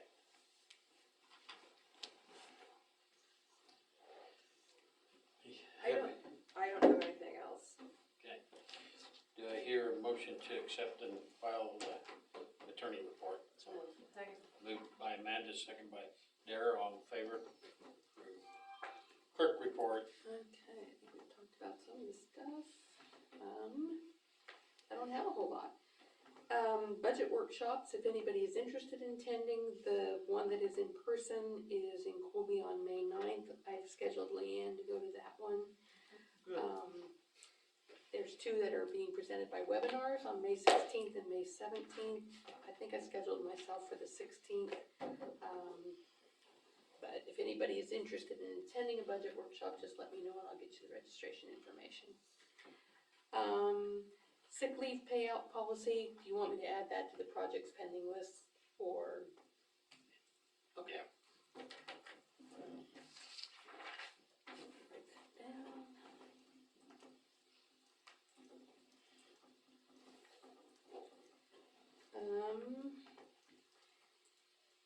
Two more things. Justin Gardner, when we were running payroll today, I discovered that he actually had 2 hours of vacation that he was not able to use before his anniversary date. So I would like permission to add the 2 hours back to his vacation next payroll. Great. I don't think he even realizes. And the only other thing I would like to request is executive session to discuss employee wages. Take about, I don't know, probably 5 minutes, maybe 10. With the council. I think JR said it wouldn't be appropriate for him to be there, so just myself and the council. And Leanne. And that's it? Yeah, that's all. Okay, do I hear a motion to accept the file the clerk report? Moved by Cale, second by Larry, all in favor? Okay, council comments. Cale. Nothing here. Amanda? Just some concerns with the ATV, UTV golf carts and registrations with the sheriff's department. You know, we had passed that, or updated the ordinance to include the flags at the direction of Cody, and I don't think that they are getting inspected and being enforced. Cody hasn't been here for quite a And while, we talked to Cody. so we need to maybe make sure he's here at the next meeting.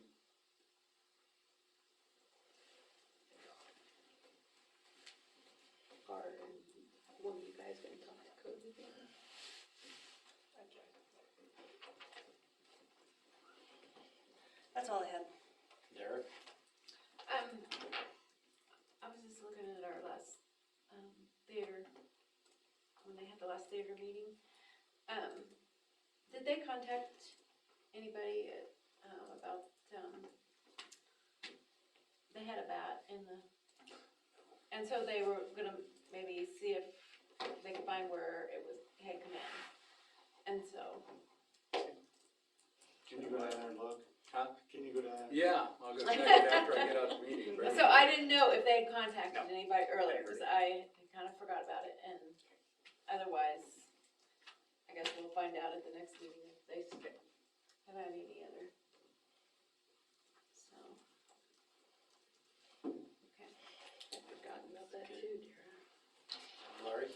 Only I've got is I won't be at the next meeting, I'll be elsewhere. Oh, that's right, I won't either. You're fired. Yeah. Well, I wanna thank the crew there last Friday. They jumped right on. They, got the problems resolved fairly quick and they had a fire with it, so they got it all done and so forth. And, wanna thank JR for all these years. I think he's done a wonderful job. I know he's caught a lot of slug and headaches over things, but just like that one sheet there, all the stuff that people do not see that they do. Never. So, Good. and best luck trucking down the road. Yeah. I'll be We're right, on the lighter side. I'll be right back, I'm gonna drown. How many years now? What's that? How many years? Have I been here? Yeah. 20 and a quarter. Yeah, 20 a little over and a 20 quarter, years. okay. Yeah, a little Well, over thanks 20 for years. everything. Do I have to shake your hand again? Yes, you do. Don't be a stranger. Absolutely not. Yeah. Take care. I will be in tomorrow. Perfect. And Lily, you will email me those I will. this Well, it evening. didn't go over very much, All but right. Second time everything will we be should good, say huh? it. It's like, Have a good evening. See ya. Are we done other than yeah.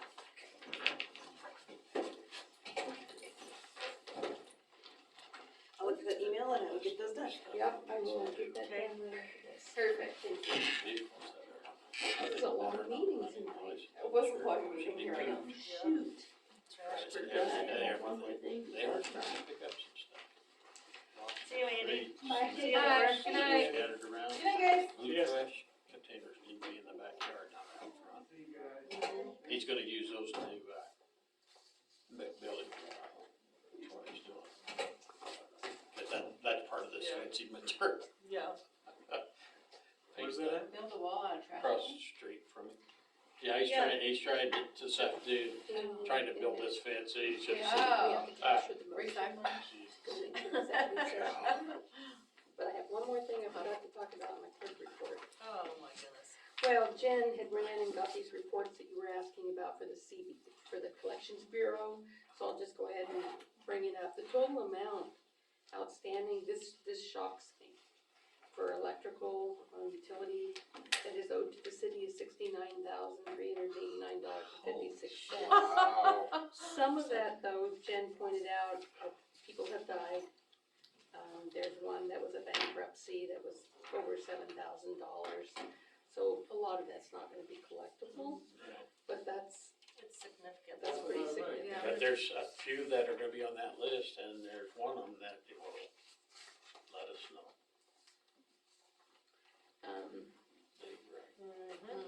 Well, this And is, his, yeah. how much is Dave's?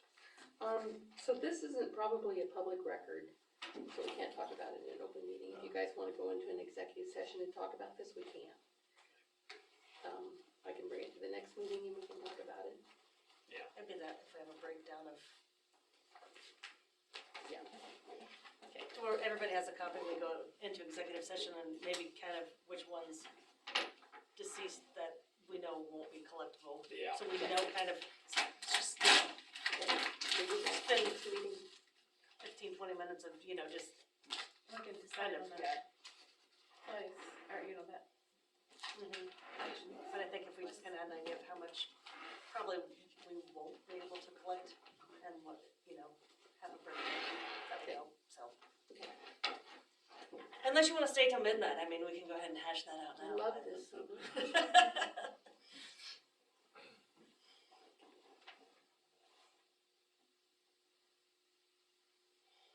Okay, so what was your motion for? So I'm, non-elected personnel to discuss employee wages.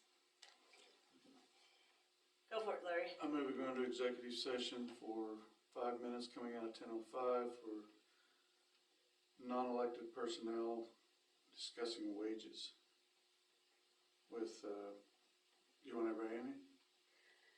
Yeah, With everybody in the room. Second by Caleb. okay, if you wanna stop that one, and I'll stop this one. Okay, go ahead.